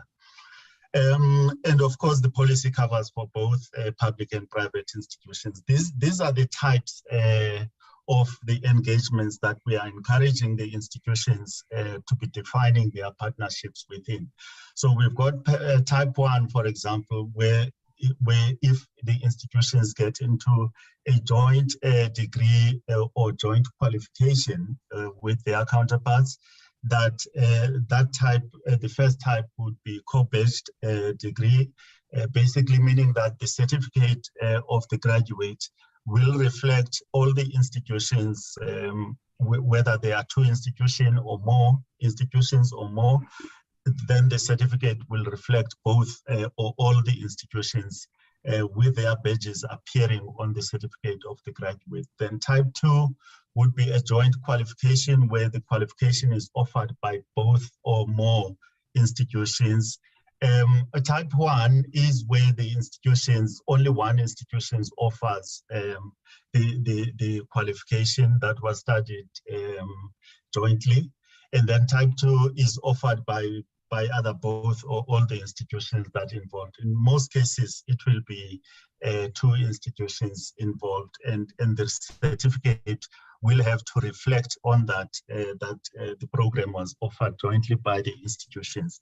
So that notification at the bottom is to that effect, the detail on how they should be reflecting them on the certificate.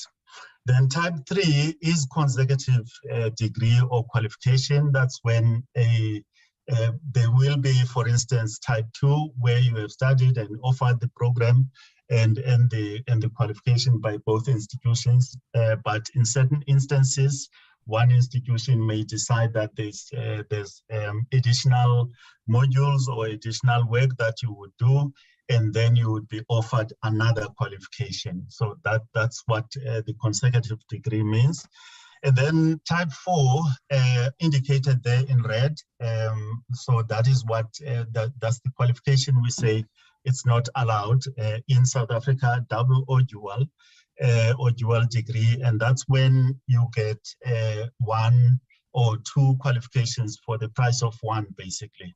So when you have studied for a qualification jointly in a joint program, and then both institutions or all the institutions involved in the program then offer you a separate qualification or a separate degree or a separate certificate. So that is what we are saying in South Africa. It's not allowable. So implications for the institutions on this policy, as I had indicated earlier on, we're working on developing. In fact, for now, we're getting the study on the current or the existing partnerships that the institutions have. their nature, the details of them, and the students involved, the levels at which they are offered, and which institutions, which countries, and so on. So, and then from there, then we're developing the plans, and the plans that we are developing, we will be developing with the institutions. So institutions already know that they must develop their policies on internationalizations. We've been contacted by a number of institutions that are in that process. And because this is also independent or done at the institutional level. Can we stay with the previous slide, please? And then specific targets must be determined and duly approved in institutional APPs. So, which means therefore that the institutions should have targets, what they are targeting with their policies and plans. And institutional policy should be based on addressing the following: why does the institution embark on internationalization? What components and fulfillments will internationalization have?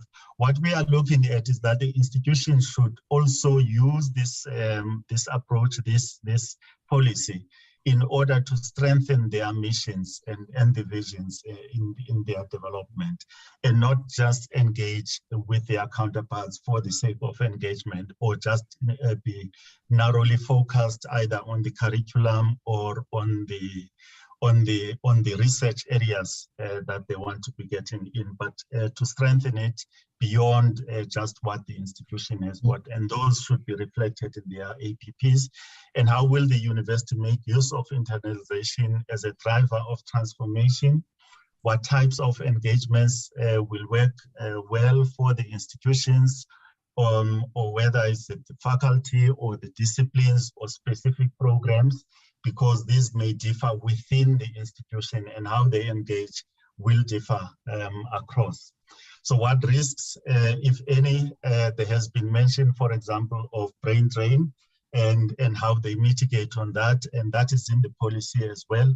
Adaptability and flexibility of the institutional policy, whether it can be changed over time as they are implementing. And the benchmarking across, whether within the country and across with their partners. And of course, we will require reporting, and that the institutions will be reporting on their plans once those plans, when we are working with them, once they start get implemented. We have already indicated in the policy that the institutions will report when they submit their annual reports to the department. And the next slide will be the last slide of this presentation. I've indicated already we're working with IESA, that is International Education Association of South Africa, in conducting the study that I referred to of understanding the system in terms of its current internationalization initiatives. And once we have that, we're expecting the report at the end of March. And then we're working with the institutions in developing a national plan, which also will reflect in their institutional plans. And that is what we are targeting for September for its approval. And of course, this will require some budget, we anticipate, so that we are then able to assist the institutions with the implementation from the next financial year. So that is it, DG. Thank you so much for the opportunity. And of course, I'll be here to answer questions where necessary. Thank you. Thank you very much, Chair. I think with your permission, we are ready to present the next presentation on international scholarship by Ms. Ruth Roberts. And if you allow me, I'll proceed. You may go ahead, DG.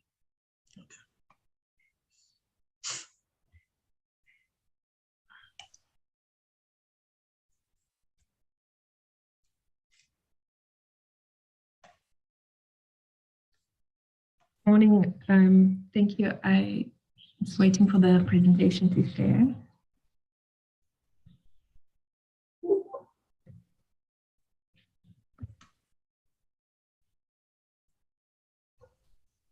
Great. Thank you for the opportunity to provide this briefing on the work the department is doing on international scholarships.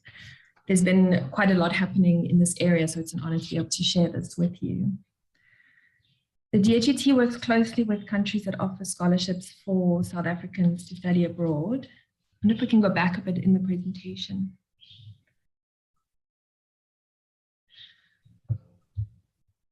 Thank you. So this is done with in the Directorate for International Scholarships, which is located in the University Education branch in the department. Next slide, please. The department has different roles in the different scholarship programs depending on what's being offered by the country that's providing the scholarship and what is made available, what support is needed to ensure that the scholarship can be taken up. Okay, thank you. So our role varies from advertising and promoting scholarships, serving on steering committees, selection panels, and then also receiving applications. In a very small number of cases, we do provide co-funding for scholarships. And where we do provide that co-funding, we also provide quite direct student support and administration. But at this stage, we're not fully funding any scholarships for South Africans to study abroad. Our priorities are to focus on postgraduate studies, because this is where South Africa has the most to gain in terms of access to high-level skills. And we've also seen that postgraduate studies have quite a significantly higher success rate for international scholarships. And then in line with supporting the higher education system, we also focus on the development of academics and future academics, as well as scarce skills areas, and then aligning all of these with the strengths that the host country has in terms of areas of study and programs. Ms. Roberts? Yes. Sincerest apologies. I am struggling to put a face to your voice because I'm not sure how many times you've appeared before the committee. So we do consider the fact that colleagues may be in areas that don't have strong network, but because I want to believe you have a very beautiful face. If you could just reveal yourself just for a few minutes, and then you can switch off your camera again, just so we have an understanding of who's speaking to us. No problem. I put my camera on. It is my first time appearing in front of this committee, so I hope that it's coming through. Thank you so much. You may continue. Thanks. So as mentioned, our role in the different scholarship programs is different, so that we've broadly identified 5 different types of scholarships that we work on. The first one is where it's offered through bilateral relations and then is jointly administered by the department and the country that's offering the scholarship. So at the moment, there are 3, China, Russia, and Hungary. And with these ones, we have up until now provided co-funding to support the uptake of the opportunities. And then the second type is where there are bilateral relations with the country, but they're actually administered fully by the countries that are offering the scholarship. And we work closely with those countries in terms of identifying priorities for the scholarship and then serving on committees and selection panels. And then thirdly is where we are required to receive and process applications and provide nominations to those countries. And then the fourth one is where the scholarships are independently managed by the scholarship agencies, and we really just provide a role of promoting the opportunities on our various platforms. And then finally, scholarships that are offered by national departments and provinces. There are quite a number of different scholarships that are implemented by particularly provincial governments, and I will speak a little bit more about those opportunities a bit later in the presentation. So this slide, just to give a sense of the scholarships that we are co-funding and supporting.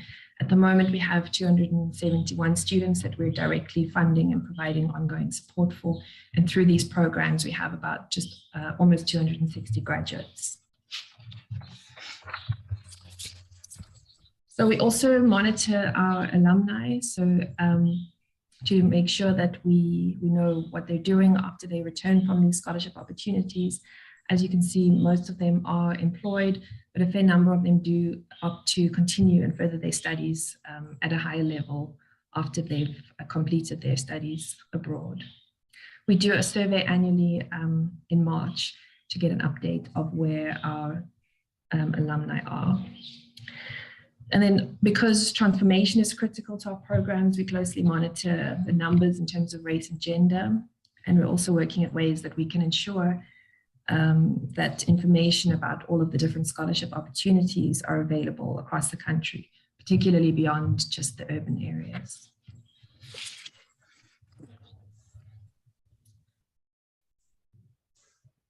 So this slide shows the number of scholarships across the types 1, 2, and 3 programs, just also to give you a sense of the numbers.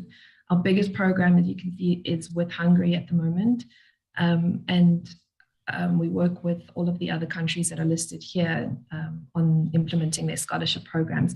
We have seen a decline in the numbers since the start of COVID, which I think is understandable because there have been quite a number of borders that have been closed, and some of the scholarship programs have been put on hold since 2020.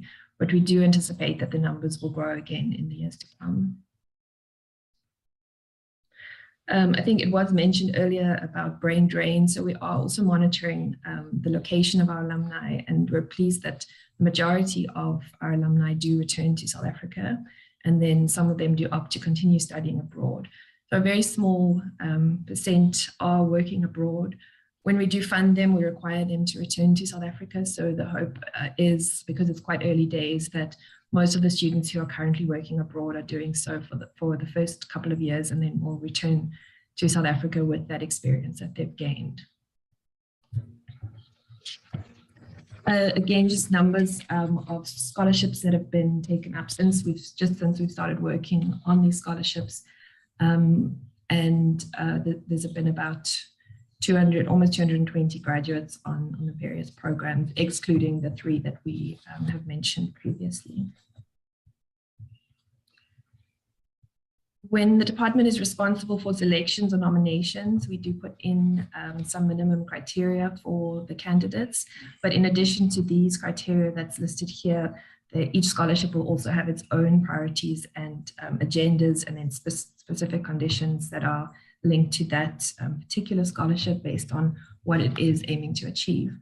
But in essence, we are looking for students who would at least meet the minimum criteria for entry into a similar program at a South African university. So we go through quite a strict process to select the candidates to make sure that we've got the right students who are most likely to succeed in the scholarship. And this is the process that we use where we are responsible for the selection of the candidates. Where we provide funding, we provide, as I mentioned earlier, we only provide the funding for students going to China, Hungary, and Russia at this stage. But in these cases, we do provide ongoing student support and monitoring, and all the students are required to sign a contract before they begin their studies in the host countries.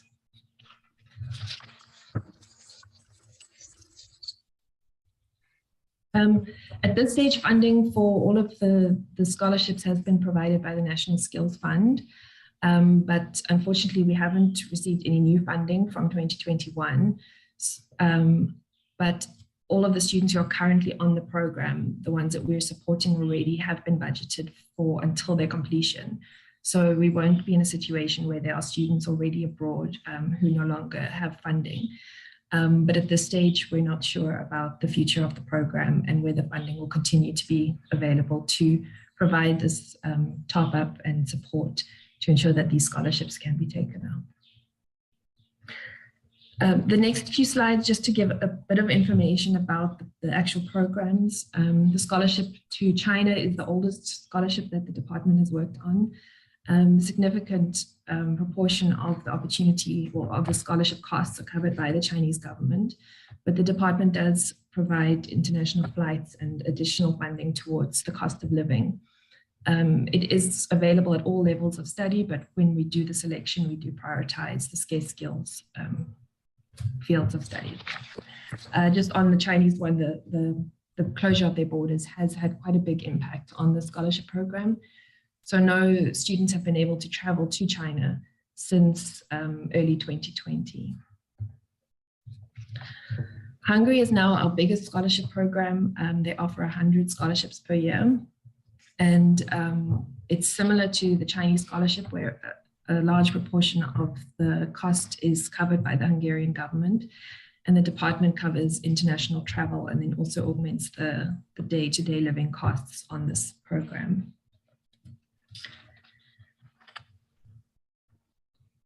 There was a new agreement that has just been signed by the DG to continue the uptake of this scholarship.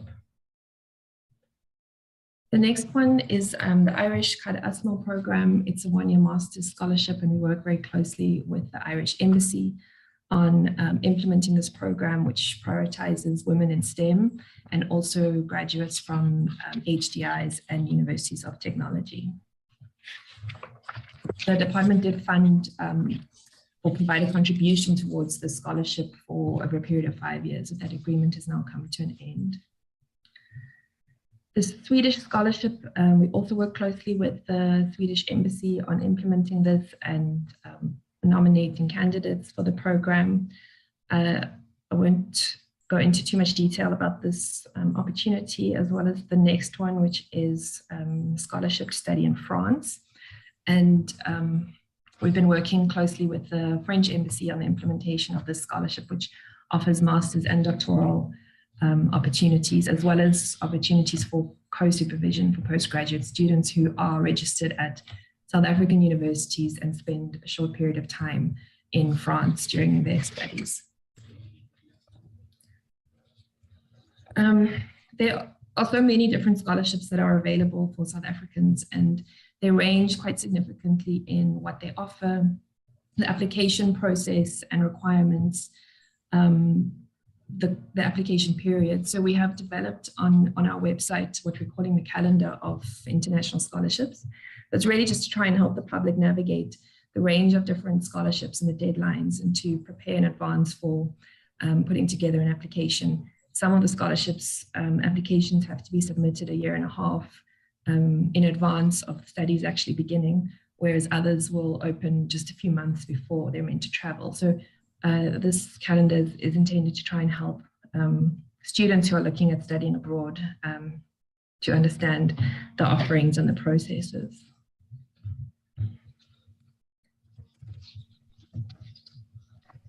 So we advertise the scholarships on various different platforms. We have a website which we keep up to date regularly, as well as an email subscription list, which anyone can subscribe to. We're increasingly on social media and using social media platforms to try and promote the different opportunities and work with universities. We also launched an alumni ambassadors program last year, which aims to use the alumni of these programs to speak about their experiences and to relate to potential applicants for the scholarships and encourage others to take the chance to go and study abroad.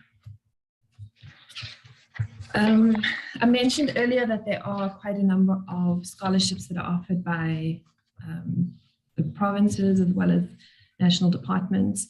So we have established a forum, an intergovernmental forum on international scholarships, which really aims to try and coordinate the various different opportunities that are available across government. We developed guidelines for the implementation of scholarships, which have been approved by Minister Nzimande, but we will also be looking at developing these into policy during the course of this year. So I think probably it has been in the media quite a bit that there have been some problems related to international scholarship programs that have been implemented, particularly again by the provinces, related to payment of fees and stipends, as well as recognition of qualifications. So we are trying to work with the provinces and get more information about their programs and provide guidance to them to try and avoid these issues.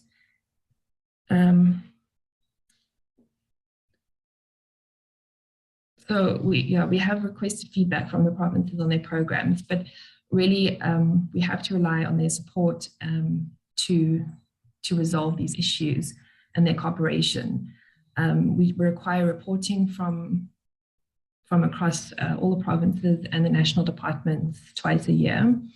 But Obviously, compliance right now is not quite at 100%, but based on the reports that we have received, there are close to 1,000 students that are supported by government to study abroad in quite a number of different countries. And the expenditure is around about 100 million that's spent across government.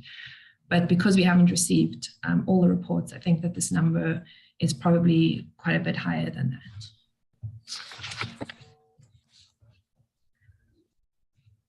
In terms of coordination with DSI and the NRF, we're in the process of having a memorandum of understanding signed, which is expected to be signed quite soon. We finalized it last year, and the intention is to avoid overlap between the two departments and the NRF, and make sure that we use the resources that are allocated to these kinds of partnerships better.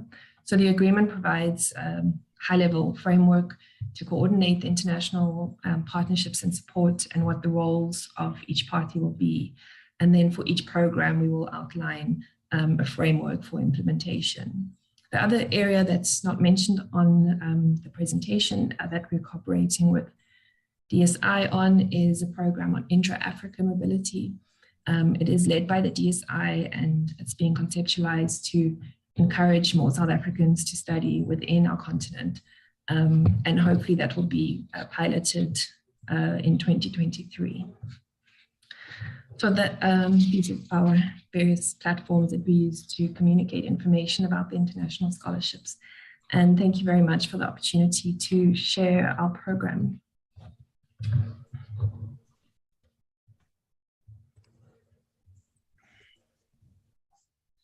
Thank you very much, Chairperson, and thanks to Ms. Roberts, as well as Mr. Chief Mabizela for the presentations.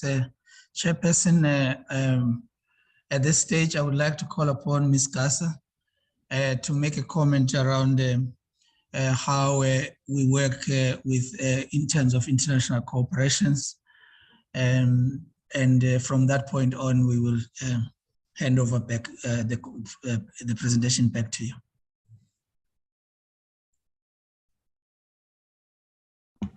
Ms. Gasa. Thank you very much. Good morning to the chairperson, honorable members of the portfolio committee. Thank you, DG, and greetings to fellow colleagues from DSI. Mine will be just a few points as guided by the DG.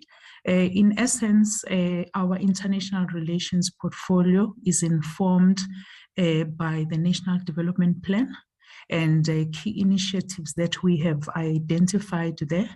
And I will go through those in a short moment. What also informs us is the extent to which our understanding of the skills landscape through works that we do guided by the DG, for example, including the work that we produce on a regular basis around occupations in high demand and critical skills that we require. So our international relations portfolio is guided by that. With your permission, Chair, may I switch off the video?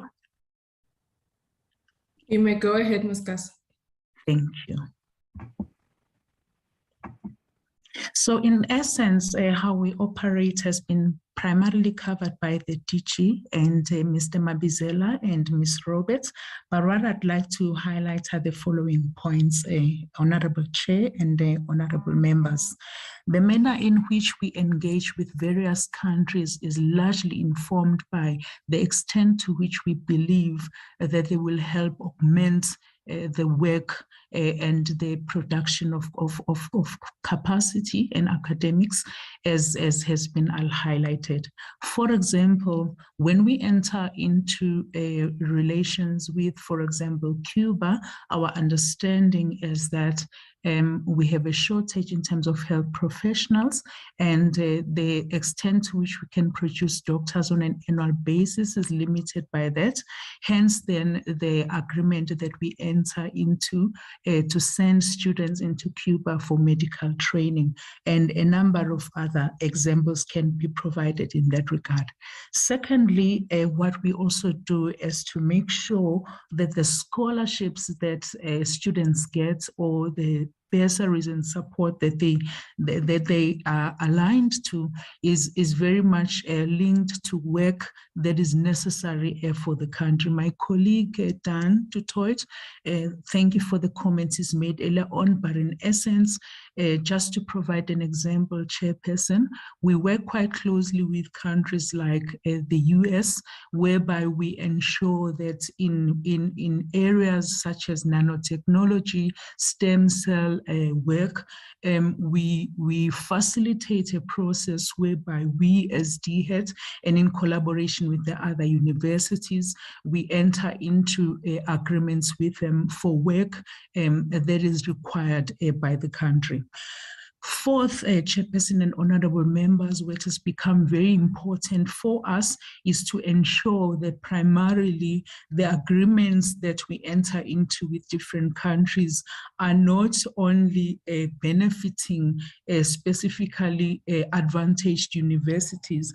I could give responses later based on questions we receive, but we have insisted as DHET to ensure that primarily the agreements that universities in certain countries enter into with our own universities is not only limited to advantaged universities, but historically disadvantaged universities also play a role, not only in terms of learning, but also in terms of production of knowledge. Another key principle for us is to ensure that, as stipulated in the National Development Plan, we have prioritized, as the DG has mentioned before, the production of PhDs and master's programs to enhance the academic capability of our country.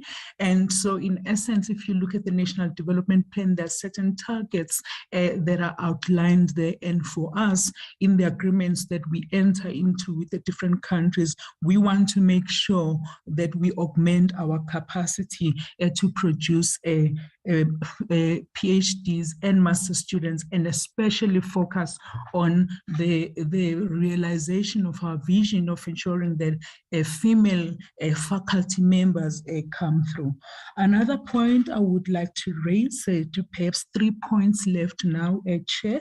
The point I'd also like to raise is that, as has been indicated, we are very particular about ensuring that not only do we send students to different countries, but we're also particular about setting up fora and systems to ensure that where there are challenges that take place, we provide the necessary support and can intervene both with the support of DECO and sometimes with the support of DSI as our sister department.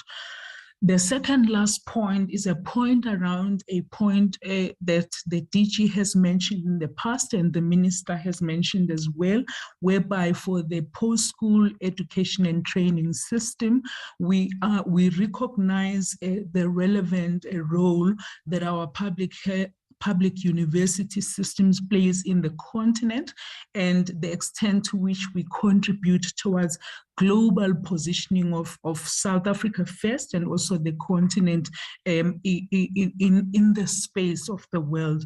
And there are numerous pieces of work that we do that are about ensuring that there is recognition of qualifications. Another point I'd like to also make is the one that reflects on the fact that much as we recognize universities, but we, as guided by our political principles, would like to make sure that the TVET space, the technical, vocational, and educational space, also grows to the extent that is required. And as such, we have entered into agreements with a couple of countries, including, for example, Germany, so that we ensure that that particular sector that is so critical for growing the economy is invested in our partnerships. And not only do we end there, we agree with the different countries around around how they provide support, and lastly, how they get absorbed into different industries coming back. And then lastly, Chairperson, we then seek to ensure that the placement is at the level that we require. And then the final point is that we have had our PSAT system affected, as my colleagues in the DG has indicated, by COVID. So some of the programs that we had originally intended to take place have not gone at the speed that we've required, but in our engagements with different countries, for example, the agreement that our DG has just signed with Hungary, and reflections with the US, reflections with China, reflections with Russia, and challenges we encounter in that regard, we're all about setting up systems in place to make sure that those challenges are addressed as timelessly as possible, and especially given the fact that hopefully we are seeing the tailoring end of the COVID pandemic, or instances to which we can live with the pandemic and minimize its impact on the post-school education and training system. Thank you, DG. I hope I've covered a couple of things, but I am available to take any further questions and comments. Thank you. Thank you very much, Chair.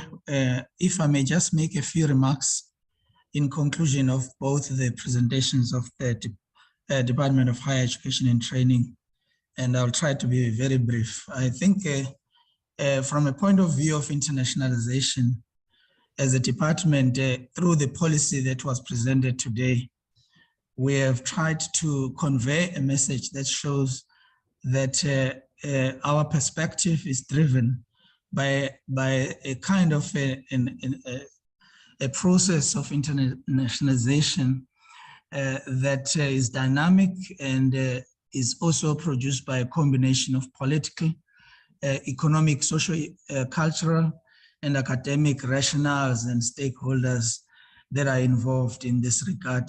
And the impact of internationalization in regions, countries, and institutions is also important, and it's considered in our policies. The whole phenomena of internationalization has got to be seen in the light of developments that have happened and evolved over many years. And I think there are many people who will argue that from the medieval periods, internationalization could be seen in the professors and particularly in Europe, who would be traveling on the road from one country to the other, doing research and doing interviews and so on, and this is well known, in this. And I think in our policy we also try to show how we work with broader organizations within the OAU, the OECD, UNESCO, and other world institutions, including the International Association of Universities and European Universities Association. And our participation in this fora, broadens our perspectives, but we also take into account that our universities needs to be embedded, in the location of our people and their cultures, and as well as their interests, are very important. I think these are issues which we would like to foreground, and as South Africa, we contribute together with the nations of the world in ensuring that sustainable development goals, become the focus of the developmental agenda that culminates into our commitments in the NDP. I think, Chair, in this regard, we would like to hand back to you with, an appreciation for the opportunity. Thank you very much, DG Sishi, as well as colleagues from higher education. I'd like to now allow for members to engage on the presentation from the DG. If I can note hands, please. think from my side, DG, perhaps one would like to understand, while I wait for members to raise their hands, is firstly, considering the skills, whatever shortages we may have in terms of the skills we have or need in the country, what determines the approach we take on whether or not we want to invest in sending lecturers or our academics or our students abroad to garner certain skills and bring them back home, vis-a-vis bringing in international academics into our institutions for them to then, for that particular information knowledge sharing to take place. So, what determines that, and have we done any studies to determine what works best for us and what works best for us in terms of sending vis-a-vis bringing people into the country. And then in terms of the different types of programs, I think the second presentation attempted to allude to the success rates, right? And DG, you would know we as this committee, we like to have quite a thorough and comprehensive understanding so that we don't make assumptions, right? So I'm struggling on slide 6 to understand. So if we're saying in Hungary since 2016, if I'm not mistaken. Sorry, colleagues. I think it's 2017. So we're saying since 2017 in Hungary, since 2013 in China, this is, the take up or the uptake. These are the graduates. These are those who are currently in the system. But it doesn't allow us. So I mean, with Hungary, I can try and guess and say, okay, if we're counting since 2017, perhaps they've gone in for a PhD of 3 years. So 18, 19, 20. Okay, so maybe, so it just leaves too much gray area for me to try and understand, those who understand the synergies between the enrollments and the success rates, and who are those who are currently in the system and how far along are they within the scholarship. Because also what we want to perhaps understand is, particularly in the co-funded programs, is the leeway that DHET provides for failure or for a prolonging of one's qualification. And so perhaps that is the question as well to ask and find out. So with NSFAS, we have the N+1 rule. So what is the rule in relation to, the programs that would be co-funded by ourselves, and perhaps even understanding the rules in relation to those that we co-administer and so forth. Because also that will also speak to understanding supports, right? So we have an appreciation of the fact that when it comes to success rates of students, yes, a part of it is the individual's discipline and to take responsibility for the academic journey, but we also appreciate the auxiliary challenges or the need for auxiliary support in the form of where do you live, the resources you have to work with, and the conducive environment of which you have to work within. So, and food security and a number of other auxiliary supports that students would then need. So perhaps what we also need to understand is, if we look at our success rates within the various scholarships, be it co-funded, be it funded entirely by that institution or the country, be it administered by us or co-administered, whatever it may be, but understanding the support that is given as well to understand why the success rates may be high or may be low. And then one would like to also understand, and maybe this can come in writing, because also I think what we are doing here is also learning. So what type would a short-term research opportunity be? So where a student is enrolled in an institution in South Africa and they're given the opportunity to go and do a part of their qualification in another country, that would fall under type what? Because I think colleagues mentioned or listed 4 types of scholarships that we see. And then in terms of serving on the selection panels, which for me really interested me, and I think as colleagues presented further to say, you know, for example, my understanding, or one would like to understand, would we be part and parcel of a selection panel, for example, of a Chevening scholarship, which falls under, I think, that last bracket that Ms. Roberts spoke to, right? Because I'm assuming when it comes to those that we co-fund, when it comes to those that we co-administer, we definitely would be part of the selection panel, but do we also fall part and parcel of the selection panel of those who, like, yeah, these supposed independent type of scholarships? I forgot what the term used in the presentation was. And also, how do we then protect such processes from any type of interference, and allowing them to be as authentic and as fair as possible, to give fair opportunity to all those that may participate in those spaces. And then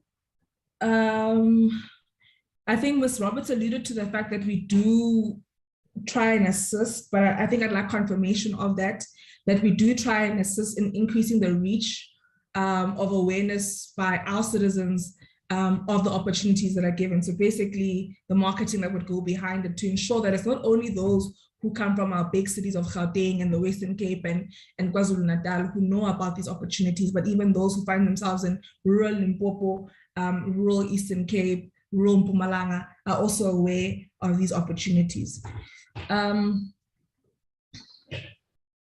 Also, one would like to, when we say that we do create support for these students, and we say various fora is created, I think for me it's very important for us to be very clear on what type of support is created. As someone who's lived outside of the country for over a year, it can get very challenging living in another country and knowing that you have home. The embassy is your home. And I don't know how many citizens are aware of that they can literally just walk up to the embassy. And I think our embassies must have a culture of receiving South Africans, not only to troubleshoot challenges, but generally just to interact you know, with fellow South Africans in order to lift one's mental health.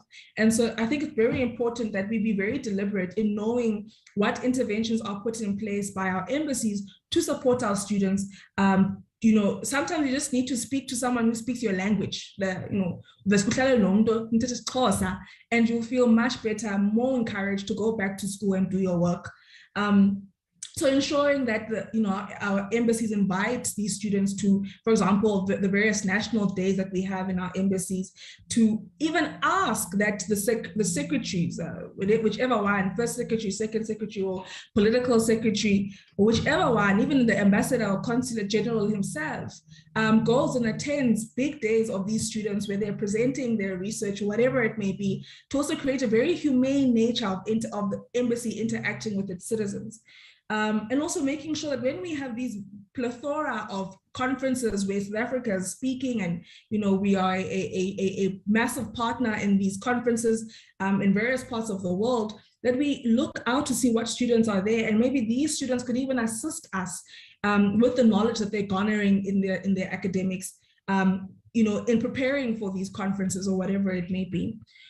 Also, one would like to understand whether or not these students receive diplomatic training from DIRCO before they leave, and if DIRCO by any chance provides support, for example, through the training they have on language, you know, considering that some students may be going to China, France, wherever it may be, and knowing that DIRCO has that particular structure in place to support diplomats on language training, it would be interesting to find out whether or not DIRCO also does support these students in that manner.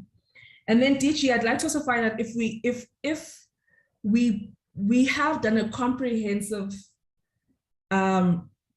analysis of the skills shortages that we have in the country, and which countries exactly may provide us with those particular skills.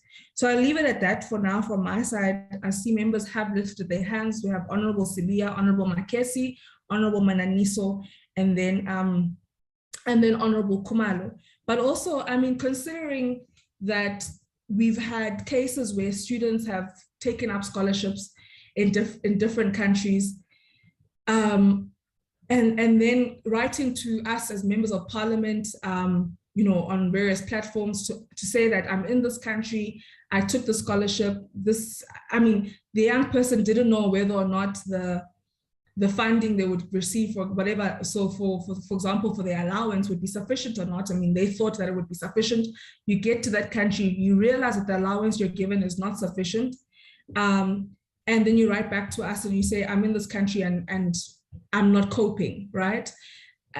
Are we making a thorough enough analysis on our own as South Africa, outside of what the host country may say, to say this is the cost analysis of the student in terms of accommodation, in terms of maybe 3 meals a day, in terms of transport to and from wherever, like those basics that we would even qualify for when considering NSFAS beneficiaries. Do we make that particular analysis on our own, outside of what we're told by the host country or those who are providing the scholarships?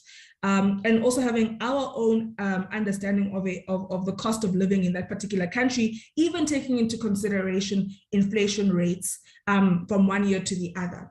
But also, DG, I think it's very important that, considering that on slide 5, we speak about how some provincial departments may have made their own commitments to fund, international studies of students, that we do thorough oversight on these particular provinces that have made commitments to students and not lived up to their commitments, and that perhaps through this internationalization framework for higher education and training, we need to have thorough regulations to say, when you're about to offer, in fact, you can't offer a scholarship if you have not passed through the department. And the department has made its own analysis on whether or not the scholarship that you are providing is sufficient for what you're saying you're providing it for the student. And the same goes, even locally, right? We have companies who fund students, and then midway they've retracted, and then a student is left with massive debts because of someone else's inability to follow through with their commitment. On slide 8, we acknowledge the what is presented there, and we're saying we want to see proportional gender representation. We can move that 48 on women to the 52 that we're seeing on the men.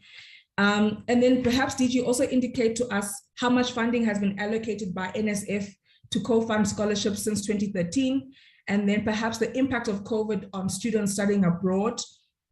Some of them were not able to come back into the country, and have we been able to troubleshoot those particular cases that were being brought to us? And perhaps also the impact of the fact that there'll be no new funding being available from 2021, and what exactly informed that. Thank you very much. Honorable Sibia. Thanks, Chairperson. Thanks for your presentation. I think the other issues were covered by the Chairperson, but what is the current status as at 25 February 2022 in respect of the other countries that South Africa was negotiating bilateral agreements with? And if the department can elaborate more current status regarding the uptake of the scholarships offered by the University of Johannesburg, and how many scholarships were offered and in which fields of study? Thanks, Chairperson. Thank you very much, Honorable Sibia. Honorable Makesi. Thank you, Chair. Again, it looks like I'm struggling with my video. I apologize for that. I would like to maybe just address your question that you asked regarding, embassies, how much do they interact with South Africans who are abroad? I personally used to have a good experience in Ireland.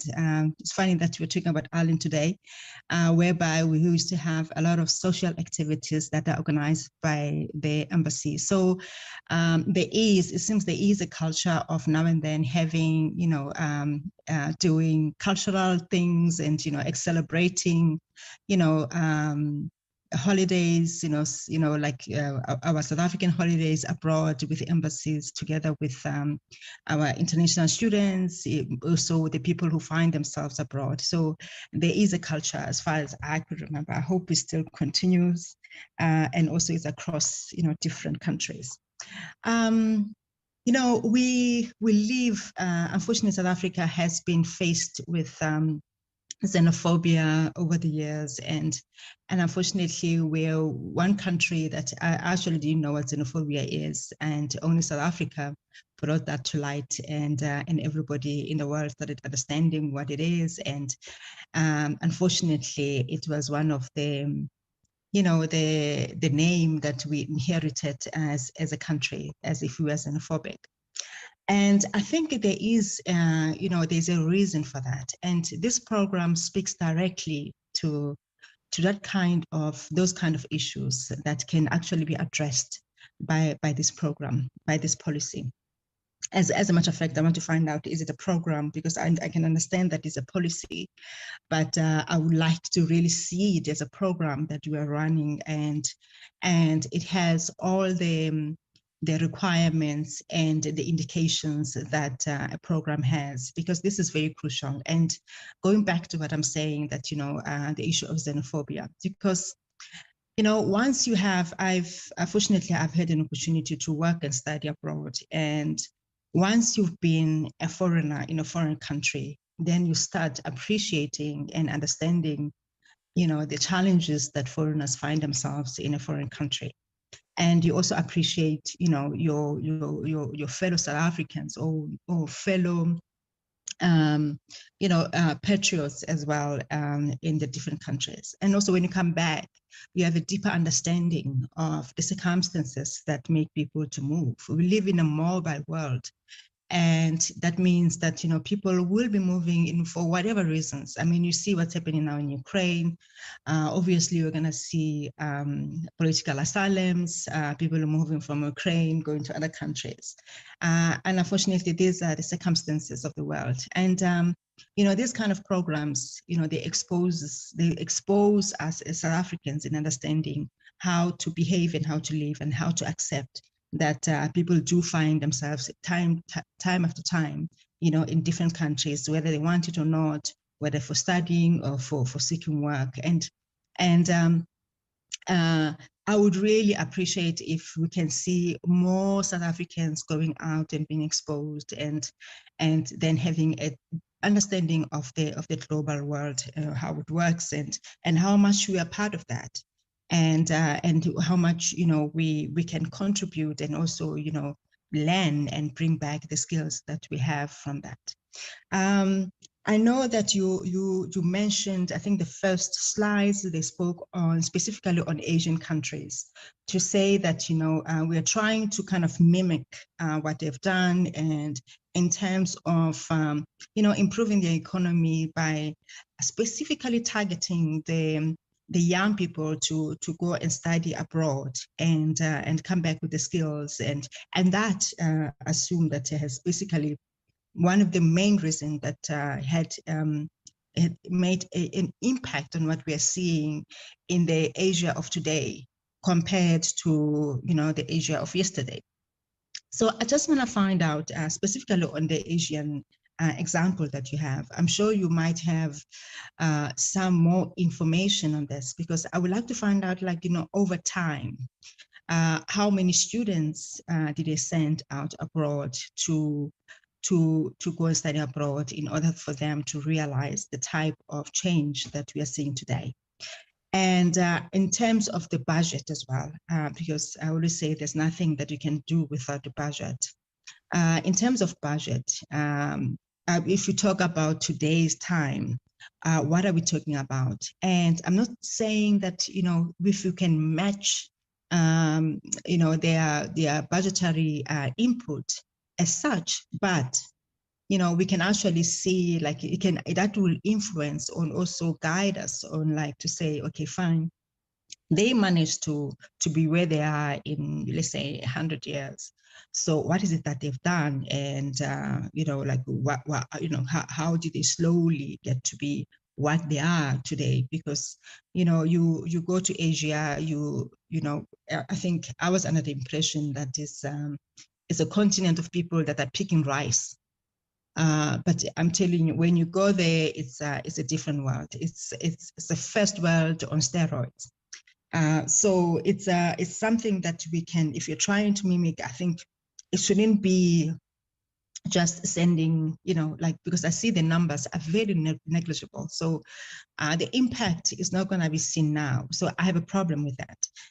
Because in order for us to be able to address our economic issues and unemployment, we need to really ramp up this policy, and being whatever you call it, a program or a policy, we need to make sure that we ramp up. We need to make sure that the budget speaks to our goals, what we intend to achieve. We need to be able to say, in 20 years, this is what we're supposed, this is how South Africa should look, because unfortunately, this department is at the center of our economic growth. It is in the center of our social transformation. It's basically the driver, unfortunately, as much as we say that, we work with academics and all that, but at the end of the day, we are the ones who have to actually decide on the path that we're going to take, and that will make us to be able to realize our goal of creating jobs, ensuring that all South Africans are skilled. South Africans, we need, that should be our day. Every time when you wake up in the morning, it has to be our goal. That's what we want to do. So if we're saying that this is what the Asian have done, and we are sending 10 students or 100 students to Asia, how many students were they sending out there? How would you have any quantities? Because we need to find out, to quantify this, and what was basically their budget. And also, how do we, because we also spoke about the brain drain. How do you attract South Africans who are qualified, who studied abroad, and who can actually come and assist? And also, it's not only the brain drain in terms of people that are studying abroad, it's also in South Africa itself, because we are unable to absorb the skills that we have. We sort of sometimes, I find ourselves in a situation that we are really not taking advantage of what we have. And also the students that complete here, they basically find themselves unemployed, and then they look for opportunities out there.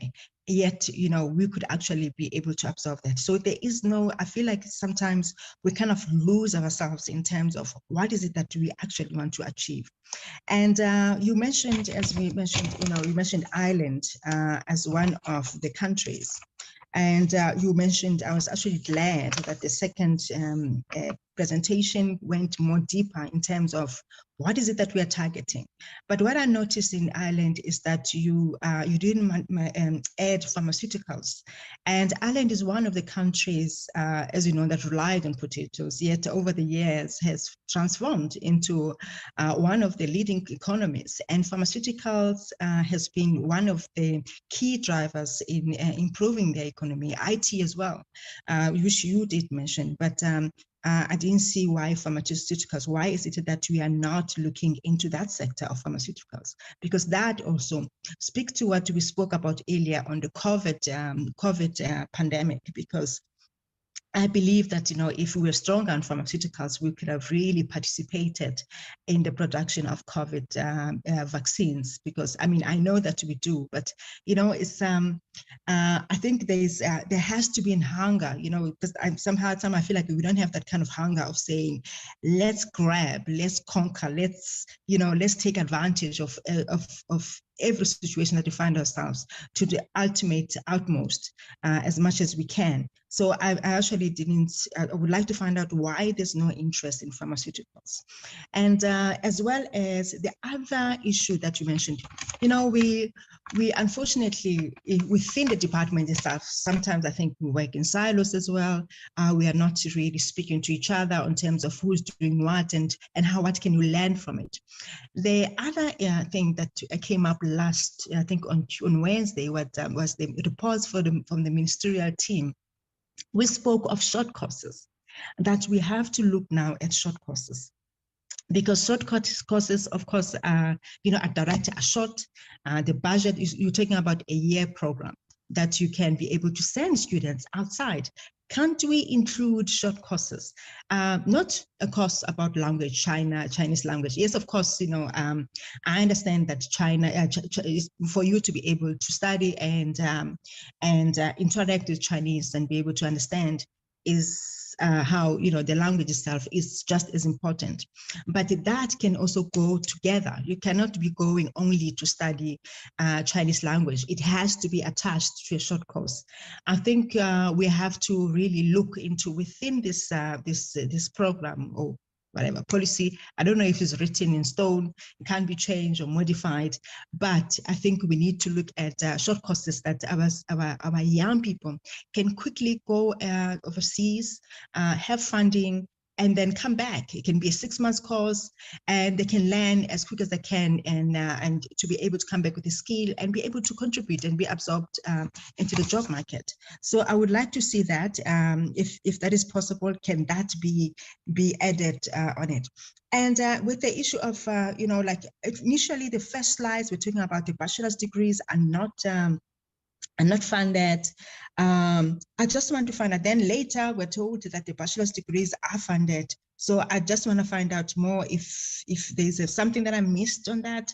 I can understand that you are funding undergraduate studies, but I just need to get more information on the undergraduate studies. And also, what is it that we have identified? I think maybe the chair has mentioned that. What is it that we have identified in terms of what is it that we need in South Africa, so that you don't have people that are going to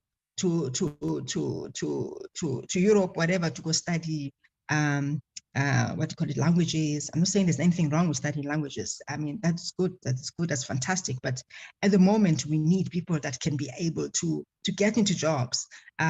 We cannot have programs that are there that are open with no South Africans coming to take advantage of them. If you're having a research project that South Africans cannot come and take advantage of. So we need to find out exactly what is it, how are we making sure that we address the vacuum that we are seeing within our job sector, and be directly so. And I really would like to see more students, because I'm not happy about having 200 students, be sent around and be sent abroad and coming to study. That will not even make a dent on our economy. It won't in job creation. It really won't.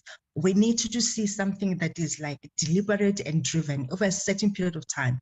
And I think if you can really look at short courses. I think also the other thing is I need to see the budget of this policy.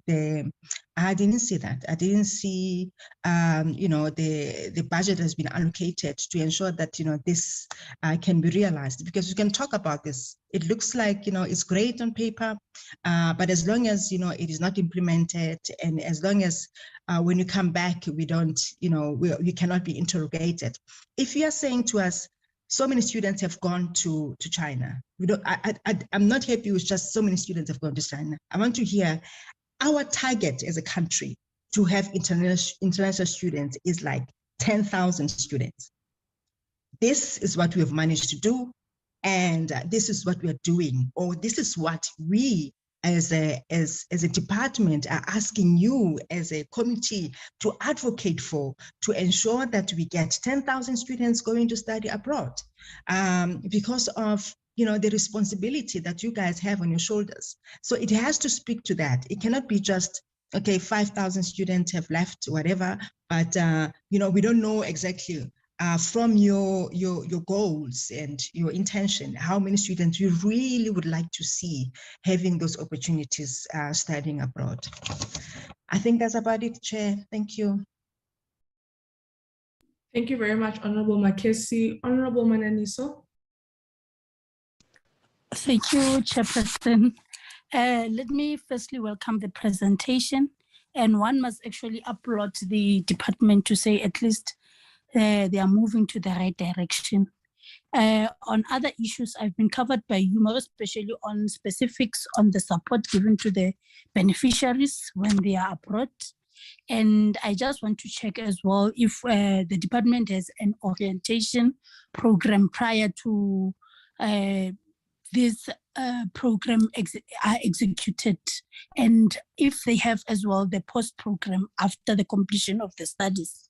The other thing, Chair, that I want to suggest is that the department perhaps should forward us the policy program plan implementation, so that perhaps some of the things that members are asking, they might see actually what is it that it's been done where.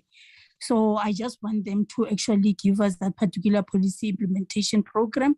And my other question is with regards to consequence management.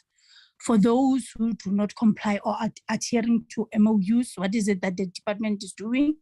And I want to as well check if the department has some sort of a troubleshooting unit for those that are studying abroad, so that they can as well just link with them from time to time. I'm happy that on some of their slides, they've indicated how they do their monitoring and evaluation. The other question is with regards to what is the uptake of these scholarships, especially for students from the rural areas. What other methods are used by the department to advise the scholarship to ensure that there's equal access and information and opportunities? And my last one, Chairperson, is with regards to how is the implementation of this policy framework on international monitored? And Chair, I must say that when I was going through the presentation, one must embrace the fact that the department is trying to ensure that they integrate, other departments to ensure that they deal with the issue of silo mentality or silo approach. So we need to applaud where they are doing right, and we hope that they will do more to make sure that we achieve what we want to achieve. Thank you. Thank you very much, Honorable Mananiso. Honorable Khumalo.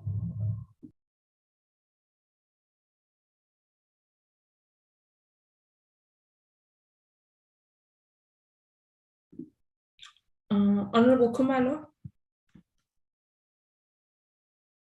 Okay, I'll go to Honorable Mahlatsi. She may have stepped out for a second. Then we'll go back to Honorable Khumalo. Honorable Mahlatsi. Thank you very much. Am I audible? Yes, ma'am, you are. All right, thank you very much. Chair, let me welcome the presentation made by the department and also agree with your observation and your input. My question would only be on institutions of higher learning.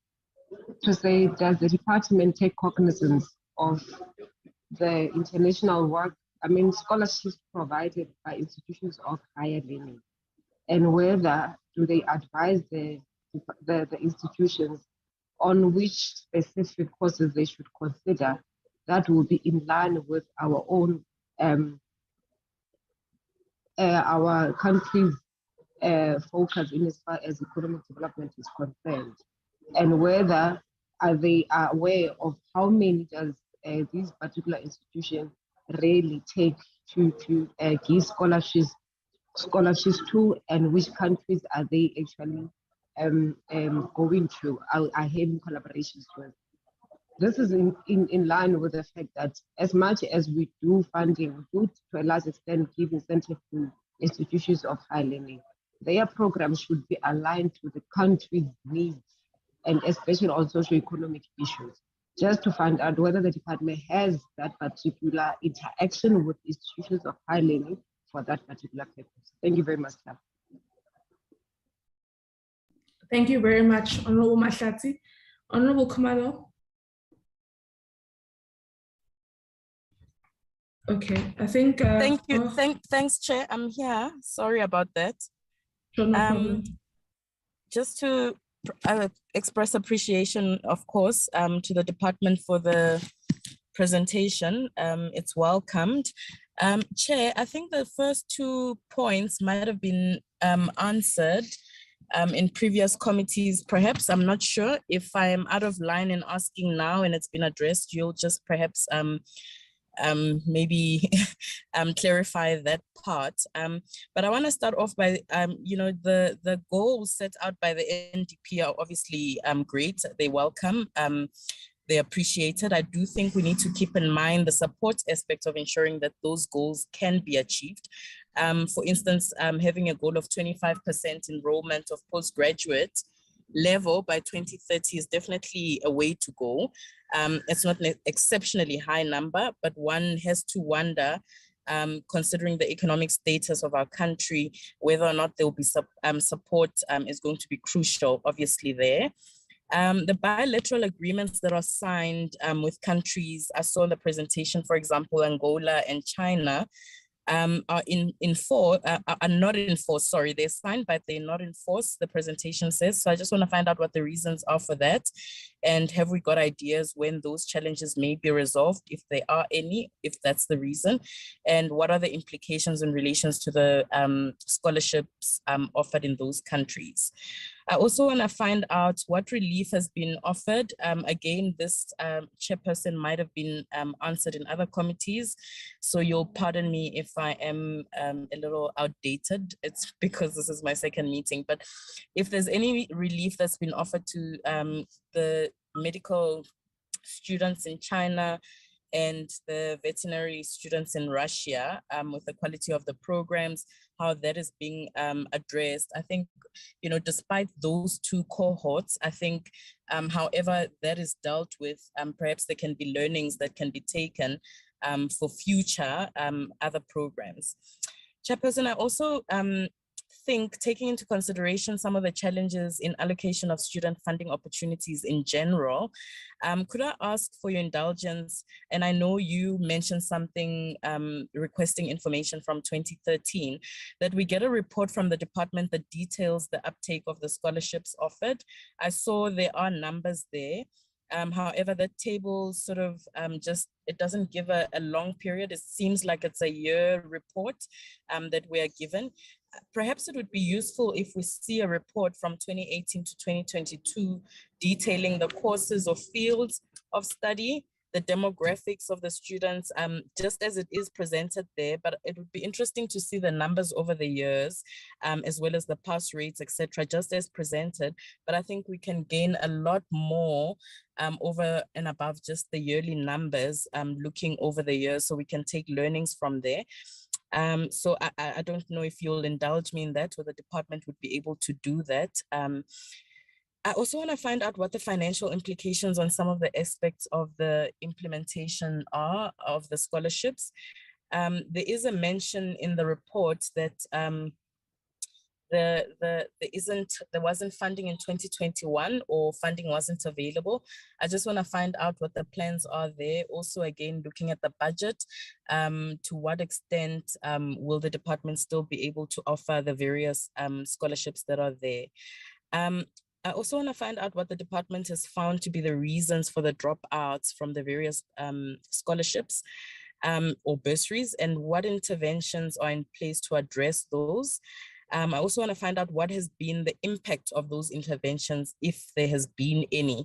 And I did know, Chairperson, that you touched on it in as far as the role of the embassy is concerned around the psyche or the psychological aspect of giving support to the students. However, I would like to go as far as taking it to the department level, as an effort to protect the department's resources that are obviously, injected into these scholarships and programs. So I'd like to find out what the department is doing in that aspect.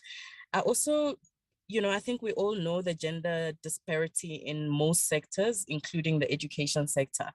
And I want to find out, and I did see that there was 80%, I think, requirement to be filled by women or Black African students, but is there a specific target for the bursary uptakes to address this disparity, and how are we faring? The only statistics we saw on the presentation was specific to one scholarship, if I did understand and read the presentation correctly. So I would just like to find out the overall representation of all the scholarships that are offered by the department. I also think there's room for expansion in terms of how the scholarships are being published, methods that are in actual facts perhaps aligned to the typical profile of student nowadays and how they access information. I noted the various platforms in which these are advertised, so to speak, or published, and the website which works for students. I don't know about meetings, so to speak. I'm perhaps not using the right term, but there's meetings that are held. I wonder if students this day and age are really, if that is best suited for that. I think I mentioned around the funding that has been said to have been not been available in 2021. And that scholarships still will continue to be offered. I just want to know how much funding is there. Is there some level of assessment of financial ability? Oh yeah, and I think speaking on the dropouts, there were reasons. So I asked about the reasons, but there were reasons cited on the presentation which related to the students not being able to carry out their part of the deal in terms of costs of flights and either their own, daily living expenses. I just want to find out, is there a level of assessment, financial assessment on the ability on the side of the applicants who receive these scholarships, whether or not they actually suited? Because if you get a full scholarship that includes all of that, great. But in terms of those scholarships where students don't need to, provide their own flights and own living expenses, etc., is there a financial assessment that happens from the department side? Because I know a case in hand, for example, where scholarship was offered. I know the student personally, but they were, running around asking money, and they ended up not going because they didn't have money for flights, and they obviously the affordability levels aren't. And that perhaps, as much as I sympathize with such situations, it's also could have been an opportunity for someone who could have taken that, as opposed to that being offered and not being taken up simply because the person still couldn't buy flights, etc. So I'm quite curious around, the awarding of these scholarships and whether there are those assessments at that level. I also want to get some light of the issues regarding international scholarships implemented by provinces. There was mention of, provinces having scholarships, etc. Perhaps if we can get an idea of the implementation and the partnership, to what level that the department actually has oversight over that.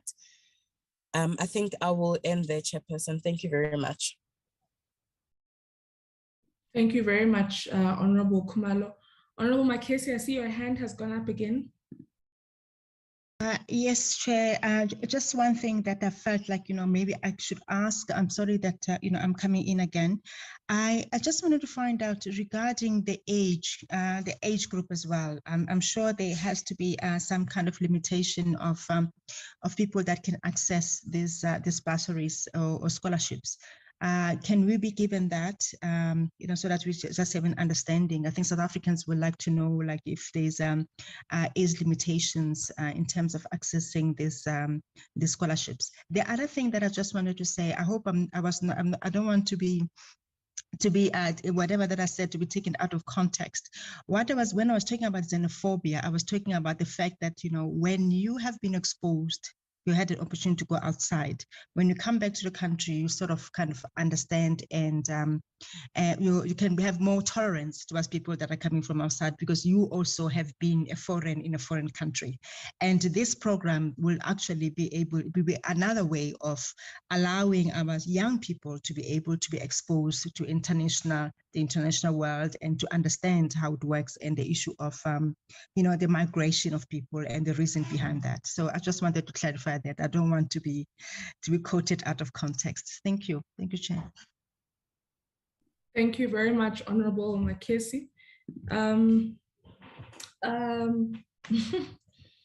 Definitely, once you've lived out of the country, and you yourself have been a foreign national in another country, you will learn to be a bit more understanding. And perhaps, as young people will say, you will check yourself. I think, say check yourself before you say anything else. But also, Honorable Makesi, did you usencedile and started responding to my question around the support that students may receive from DIRCO? You and I, Honorable Makesi, can speak about our experiences in Ireland, I can speak about my experiences in Cote d'Ivoire, but our interest is in understanding the support that young people will get, understanding the support that young people should get globally from all our embassies and our consulates and high commissions. So, and then to Honorable Kumalo, please feel free to ask any questions, regardless of whether or not you've been a member of this committee for 2 days or 3 months. These questions are always important, and they will land differently in every conversation that we have, because every conversation we have will be different. So please do feel free, and you'll realize over time, of course, when certain conversations have been covered. But I think in the work that we do, nothing can truly be covered, because there's always room for improvement and for growth, and for us as collectively as a sector to be reminded on our shortcomings, or of our shortcomings. So DG, these are the questions from members. Recommendations as well have come through. It's 12:25 now. Committee is due to end at 1. So I think this gives sufficient time for the department to respond. I think I just had one last remark that I was hoping, I think maybe some members may have alluded to it, but there's an analysis that perhaps we have to make, DG. So the narrative is that the flow of traffic is coming into South Africa in terms of the continent.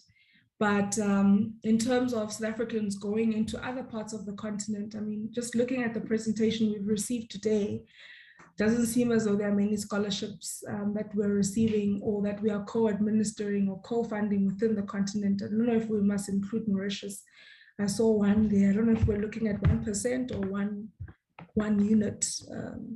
But there's a lot of work we need to do in relation to the continent, but also I think be critical of the flow of traffic, you know, it coming into South Africa as opposed to us also going outside of the country, particularly as Black South Africans, because I think there is some sort of movement of white South Africans going out of the country into different parts of the continent, but I don't know, and perhaps, and these are just sentiments that are unscientific based on just pure experience. So I think it would be important that perhaps the department assists us with numbers in terms of this. And I mean, this also alludes to some of the conversations. I don't know if ADDG Lewin is on the platform, but some of the conversations that came out of our meeting with Stellenbosch recently, conversations we've had with Univen, and what various stakeholders and you know, networks have mentioned with regards to us having a balance in terms of national interest in the makeup of the higher education sector, in terms of the academics that we have, in terms of the students, the international students that we have. So I think we need to also make that analysis, DG, that's accompanied by figures and numbers, so that we don't loosely, you know, make utterances that can fuel Afrophobia and xenophobia within our institutions of higher learning. So DG will then hand over to yourself and await your responses. Oh, sorry, DG, I think I had one last one. In relation to the recognition of qualifications, I think our conversation has by and large been focused on postgraduate studies, but I think also when we look at undergraduate studies and students who may have completed like a segment of their qualification abroad and may want to then reintegrate into the South African education system, sometimes I think they tend to struggle in terms of whatever qualifications they may have started in that country being recognized by our education system. And that also, I guess, also speaks on the first time, applicants, the young person who may have concluded their high school education abroad and that being recognized for them to apply for first year into our institution. I think if I'm not mistaken, that type of understanding could also fall within this particular briefing. So DG, it's 12:30. If you can just give me some time to make my concluding remarks before 1 o'clock, I'd appreciate that. Thanks, DG.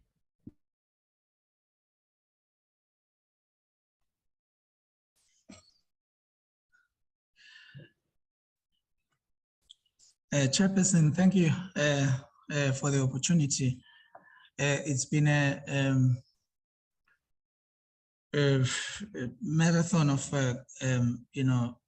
issues under conversation from the period of the presentations by my colleagues at the DSI, the interactions that have taken place up to now.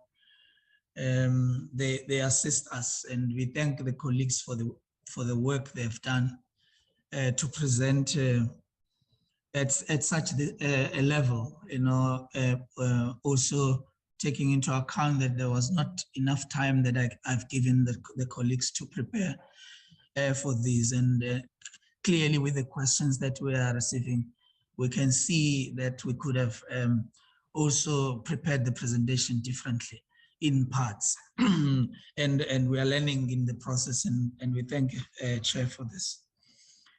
There are certain questions that I would like to take, and others that my colleagues will assist.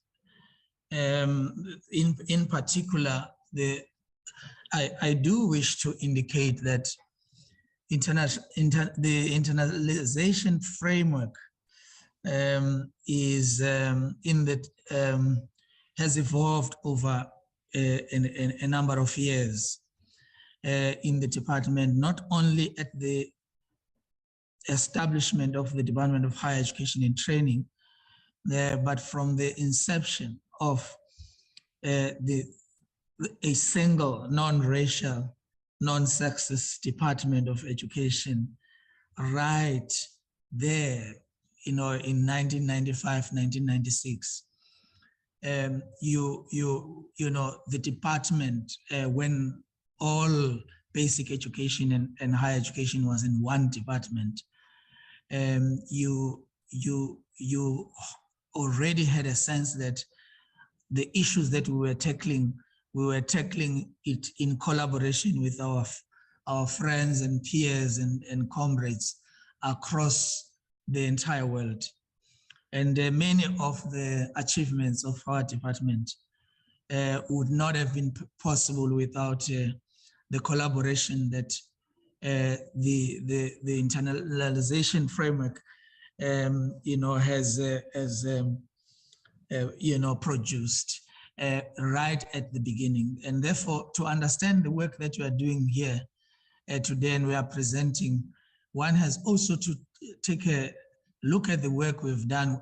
One of the most significant milestones of the Department of Education, including basic education and DSI, is the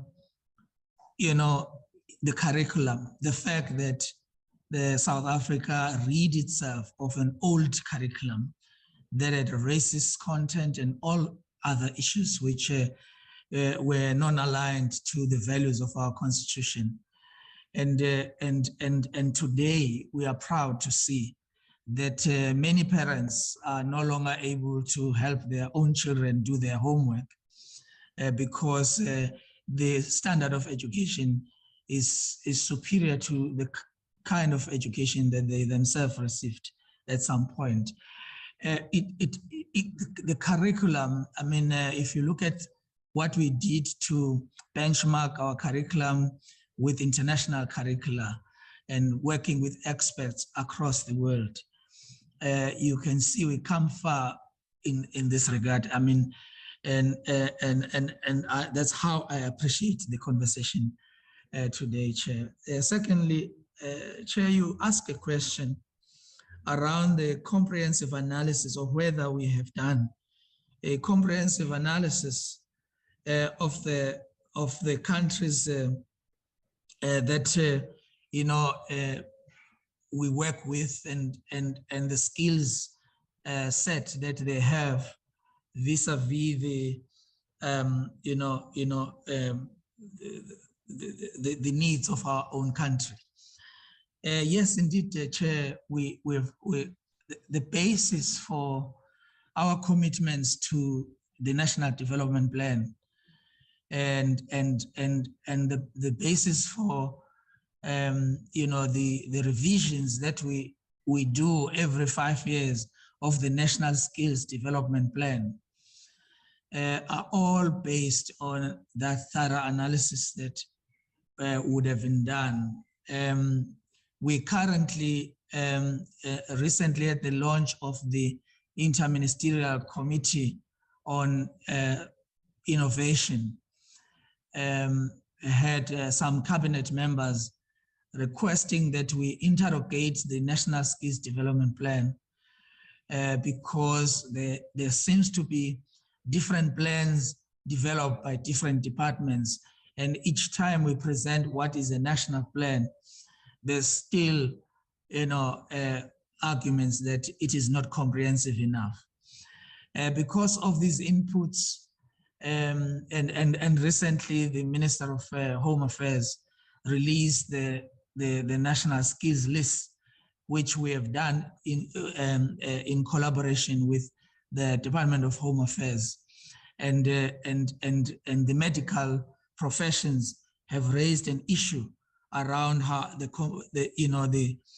skills that are in the list, and in fact arguing that the medical related professions are not sufficiently covered.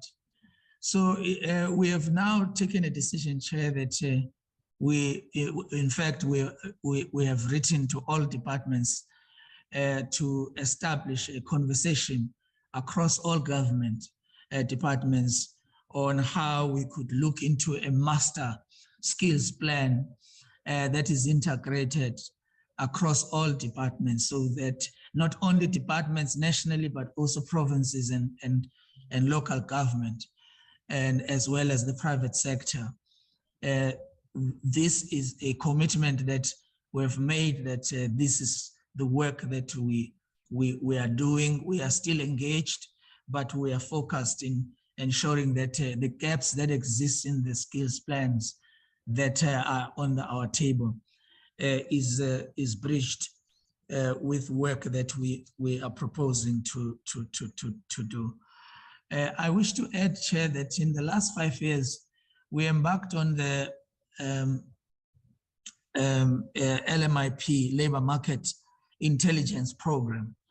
I think we've really underreported on the work that has been done, the research that has been done by the Department of Higher Education and Training in collaboration with DSI, as well as in particular Human Science and Research Council, which has led to the deposits of information that have continuously increased in the LMIP that have led to a portal that is really useful. Work that has been done through the LMIP is significant to provide some of the answers to questions that we have today. Even the presentations that we have made are not sufficiently drawing from the portal. And I think this is some kind of comprehensive work that has been done, and I think it answers some of the questions. You also asked a question about the NSF funding to scholarships since 2013. Will provide the specific response to that, Chair. I'm going to call upon Mr. Mabizela to answer a set of questions, followed by Ms. Gasa and as well as Ms. Ruth Roberts. And then the remainder of the questions we will take, Chairperson, in that order. Mr. Mabizela. Thank you, DG. I will. There are a few questions, and also in the interest of time, of course, I will also hand over to Ruth. There are a few questions that I can be able to cover on my side. Firstly, what determines the approach on sending students abroad? Part of that, Chair, is dependent on the institutions. As I have indicated, the policy is still new, and we do indicate to the institutions that they need to be factoring in the national targets or the national goals. So we will be factoring that in the strategy and the plan that we're going to be having with the institutions. That's part of it. Then the second part is about those that we are in control of. For example, in the multilateral programs or the organizations, for instance, on BRICS, there is agreement within BRICS on the areas that will be focused upon.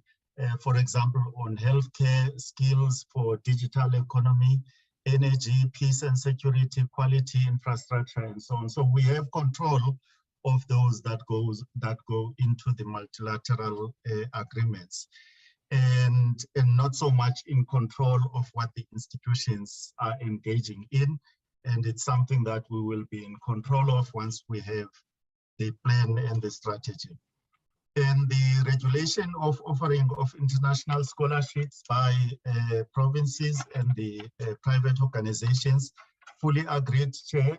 This is something that we had already targeted, but unfortunately it's not in the policy, and it cannot be in the policy, the policy framework.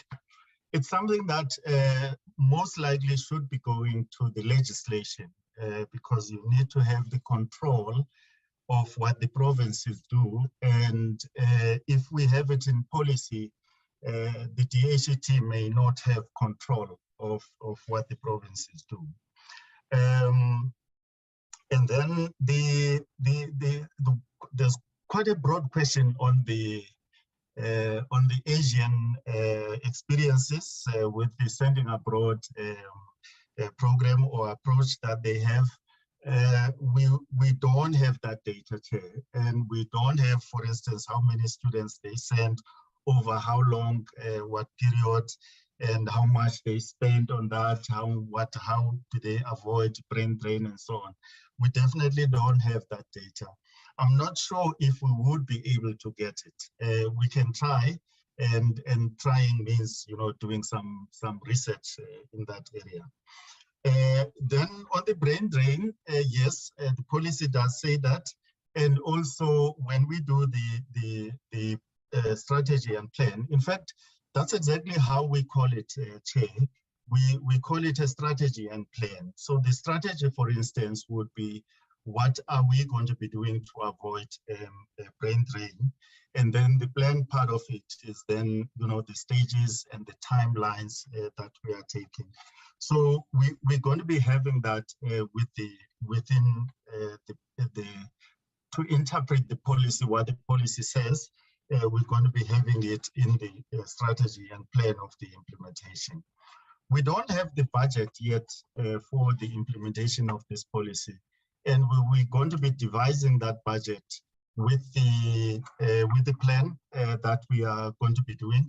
And that also includes us quantifying the activities that the institutions are going to be getting into. And part of that quantifying is the study that's being carried out with AISA. Consequence management, yes, we're going to be having that. And that is part of the reporting. It also includes the question on monitoring. It's going to be part of what the institutions, as I had indicated in the presentation, what the institutions are going to be required to report annually to the department with their targets and how they meet their targets, or how they will meet their targets. And of course, then that is accompanied by consequence management. And that includes, for example, if we're going to continue funding once we offer funding to the institutions, if we are going to be continuing offering funding for the projects that the institutions have gotten into. I think just the last few questions, Chair, the national interest on incoming and outgoing students, partly I've answered that one when I gave example on the BRICS, for instance. Partly, the biggest concern, Chair, that we have when on the incoming students, and I suppose this means students that are coming on from other countries and not the South Africans coming back or being recruited back from the diaspora. The part of our concern is actually the dwindling numbers of international students. We will share the numbers with you on the written responses, and you will see the concern that we are having. And the incoming students, they study on any programs or projects that they are sending countries or their individual choices they are making. And there was then a question on the chat box, Chair, from yourself on any cases of type 4 degrees, that is the dual degree or double degree. No, we haven't had that. And but we know that it does happen in other countries. And so we thought of stopping it in its tracks or before it starts. The way it works, Chair, is that, and this covers another question that was asked earlier. The way it works is that the program offered by an institution in a joint qualification should be accredited by the accrediting body of that country. And therefore, similarly with South Africa, for instance, the CHE, when it comes to higher education qualifications, the CHE has got to have accredited that program. And before the CHE with the local institutions, the department approves what the institutions are offering, because the department subsidizes the programs that the institutions offer. So it goes from there on the side of South Africa, and then on the side of the partnering institutions or countries, then those, what the policy says is that the institution in the collaborating country should have its program accredited by the accrediting body. And in that sense, therefore, things like type 4 will be prevented, or offering of programs that are not accredited will be prevented within this policy.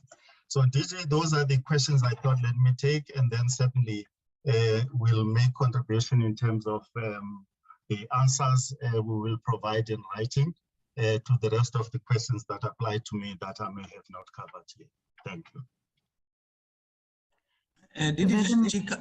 DDG CASA will deal with the US, South Africa, international networks, and how we work with the rest of the world in ensuring that we support our students abroad, but also establishing new networks and strengthening, our international cooperation, strategy, working with DERCO.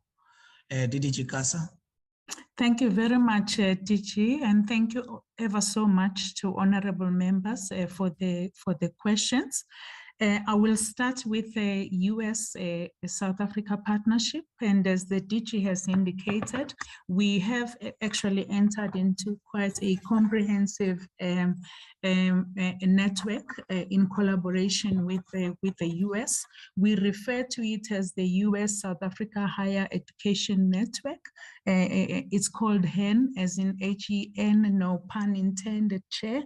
And in the main, primarily, this is a program that was started in 2018, and its primary focus, as I indicated earlier on, is around ensuring that we build the capacity and output of PhD and master's students. The network is also critical for building an inclusive process around ensuring that there is student learning and success, and that we enhance a curriculum renewal and develop a research and innovative capacity, as the DG has indicated. This particular initiative covers 3 universities, and as I mentioned, Honorable Chairs, earlier on, what we appreciate about this initiative is that it straddles across both historically disadvantaged universities and advantaged ones, and one specific university in the US. To be very specific, it includes, institutions such as Rutgers University and University of Pretoria and University of Venda. And in the main, through this program, we've sent about 100 academics over to the US in a range of initiatives. And it's a program that we are looking to grow. And as the DG has indicated, one of the responsibilities I have is about engaging with our US counterparts to ensure that we really grow this program and ensure that the number of exchange activities that take place between the 2 countries grows, and the quality of research outcomes is as good as we would like it to be, taking into consideration grants, patents, and publications. Another initiative that we've just recently started as part of that is we have engaged both the University of Pretoria and Univen about ensuring that there's a project management capacity that will help us advocate further for sending more students going forward. And then lastly, pertaining to the US South Africa initiative, I did indicate that across the spectrum, from the University of Pretoria, University of KZN, University of Univen, and in collaboration with different Ivy League universities like Columbia, and a whole range of good institutions like North Carolina, we're looking at collaborations, and we are overseeing that type of work in our bilateral engagements with universities. But it's collaboration on STEM work, as I've indicated. It's collaboration that's meant to ensure that there's economic growth. It's collaborations to ensure that there's commercialization. And in the main, what we have insisted on in our discussions with the US is to ensure that as much as possible, these exchanges respond to the needs that the DG spoke about, that we draw from the National Development Plan, from our Skills Development Plan, and also the labor market intelligence program that speaks about the occupations that are in high demand that we cannot produce to the level we would like to, and also critical skills where we would need to be bringing in foreign nationals within a particular framework. Lastly, for the US initiative, we've also got something called the Siyapumelela initiative that was started by our current minister, and there the primary issue is really about improving data analytics work and ensuring that we get to the level that we would like to. Moving on then to the section that the DG said I must speak to. Thank you, honorable members, for the questions raised regarding the support that we provide to different students. The form of support takes a range of activities. To be specific, for example, in areas such as in China, we've set up a forum with the support of our former Minister of Intelligence, who is now based in Beijing, and working with DECO. And on a quarterly basis, we have sessions whereby we reflect on specific challenges that students are facing there. One of the things that we've also done is to make sure that in collaboration with the embassy, we have regular communication between the students students and ourselves. Another thing that we are also doing is to make sure that we are establishing a system whereby students can log on and we don't find out when it's way too late that actually there are problems that they're experiencing. When problems cannot be resolved at this fora, we escalate them, as we have just done, for example, with the Binational Commission between ourselves and Russia, where members are aware there has been challenges with the scholarship there. And primarily the position that we've taken, guided by the DG and the Minister, is to say perhaps let us pause for reflection, continue with the students that are there, address the problems that they are facing, including the fact that there's the requirement for them to come in earlier on into Russia and study the language with our support. And then we've also noticed that the throughput rate is not at the level we would want it to be. So in a meeting that was hosted by our Honorable Minister Pando in a binational commission with Russia, we escalated some of the problems that we were facing in Russia, and then we set up a mechanism for how we would address those particular challenges. But in the main, we have put a pause on that particular scholarship because we believe that it is not working as well as we would like it to be. Another system that we've also started where we would like to provide more support is to look at initiatives like honorable members asked about, where there are certain students that go over to other countries, for example, to the US through the Fulbright scholarship programs. There the array of programs that get offered are short-term in nature, a bachelor level, master's level, and right up until a PhD and postdoctoral level.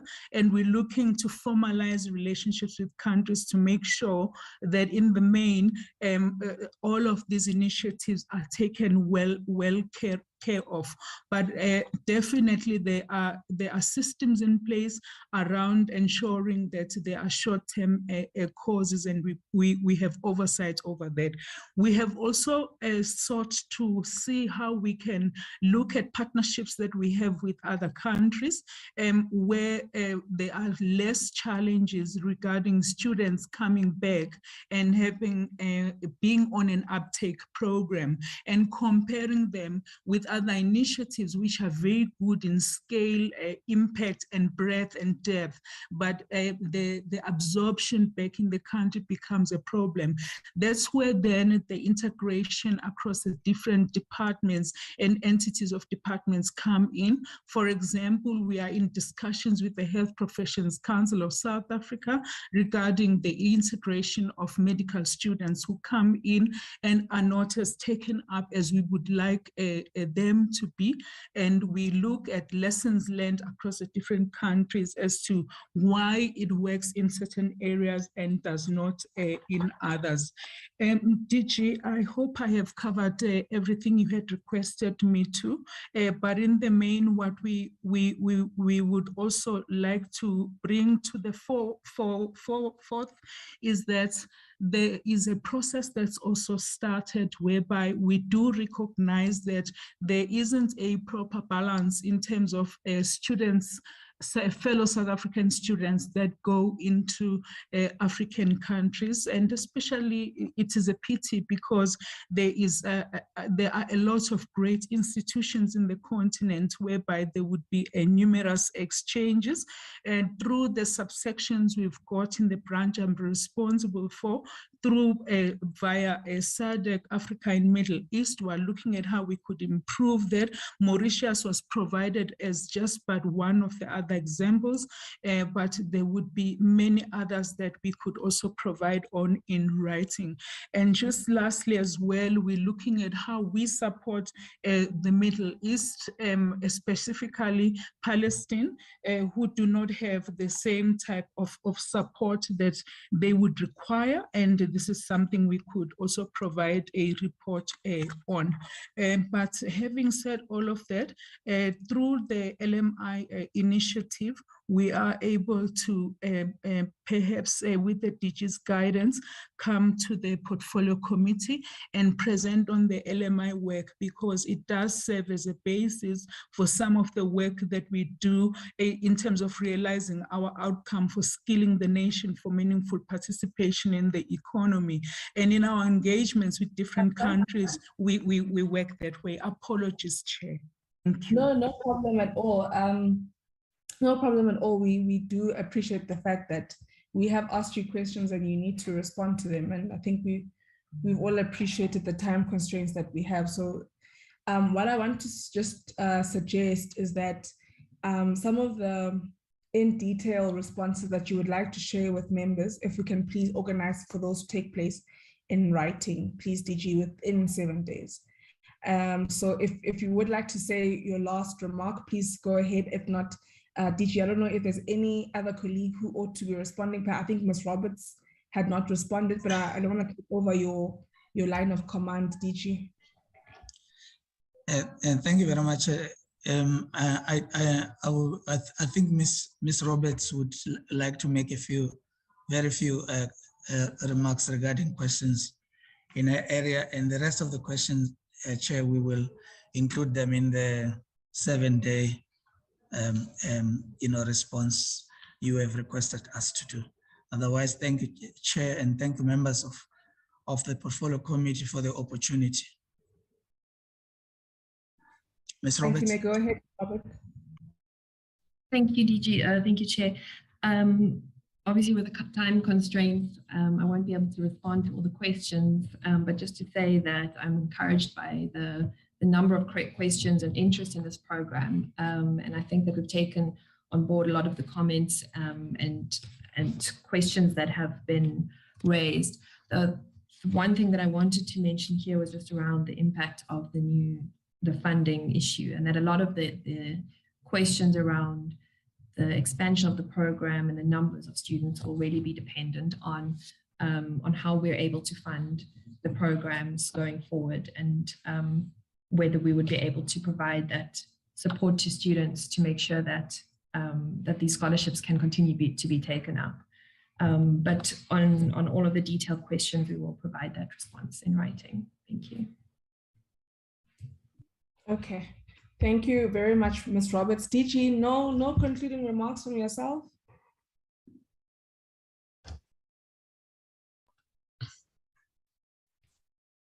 Chairperson, I think we are satisfied that we have responded to some of the key questions, but there are really other, key areas. Honorable Mananiso,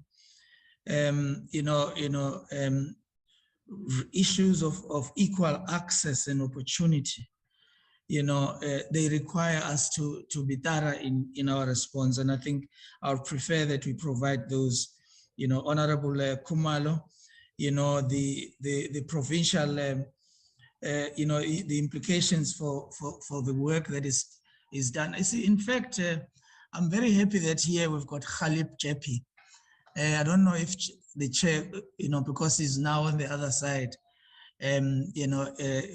focused on science, representativity of the DSI, but he would have made a contribution around the issue of the role of provinces. Chair, in particular, KwaZulu-Natal and the Free State are the provinces that have a number of students that in the last number of years were in Turkey, and we have had to intervene as a department, notwithstanding that the framework did not empower us sufficiently to be able to hold in the province to account. But we managed to intervene and assist a situation that was very difficult for South African students that were in Turkey in that regard. And but the lesson learned from there is that we need to strengthen our framework with regulations that will enable us to really deal with circumstances such as those that are in a part of that experience. Otherwise, we have not had any problems with the rest of other provinces. International scholarships by provinces helps to contribute to the number of students that benefit, but it is problematic when it happens outside of an organized framework. And I think this policy that we present to you today to some extent assists, but further to the policy, I think we'll have to argue a strong case for regulations in this regard. Thank you, Chair. Thank you very much, DG, and thank you very much to all colleagues that availed themselves this morning, moving into the afternoon. I think, DG, what we perhaps, just on your last remark, what we perhaps would appreciate is if the department could make an analysis on the feasibility of having legislation to regulate, this challenge around private individuals and provinces committing to sending students abroad and there being challenges thereafter, because those challenges are escalated with our department. And we then need to take responsibility. I mean, I think the same argument goes for private TVET colleges, even private universities. When there are challenges in that space, those queries will be brought to our attention. And legislation needs to allow for room for us to be able to intervene, because ultimately we as government are responsible for citizens of this country. So I think if the department could assist us with an analysis on the feasibility of such, perhaps, I don't know what the timeframes could be for that. Anil is usually the one who guides, but I think within a month, DG, if the department could flourish us with an analysis of that, if sooner, that would be much appreciated.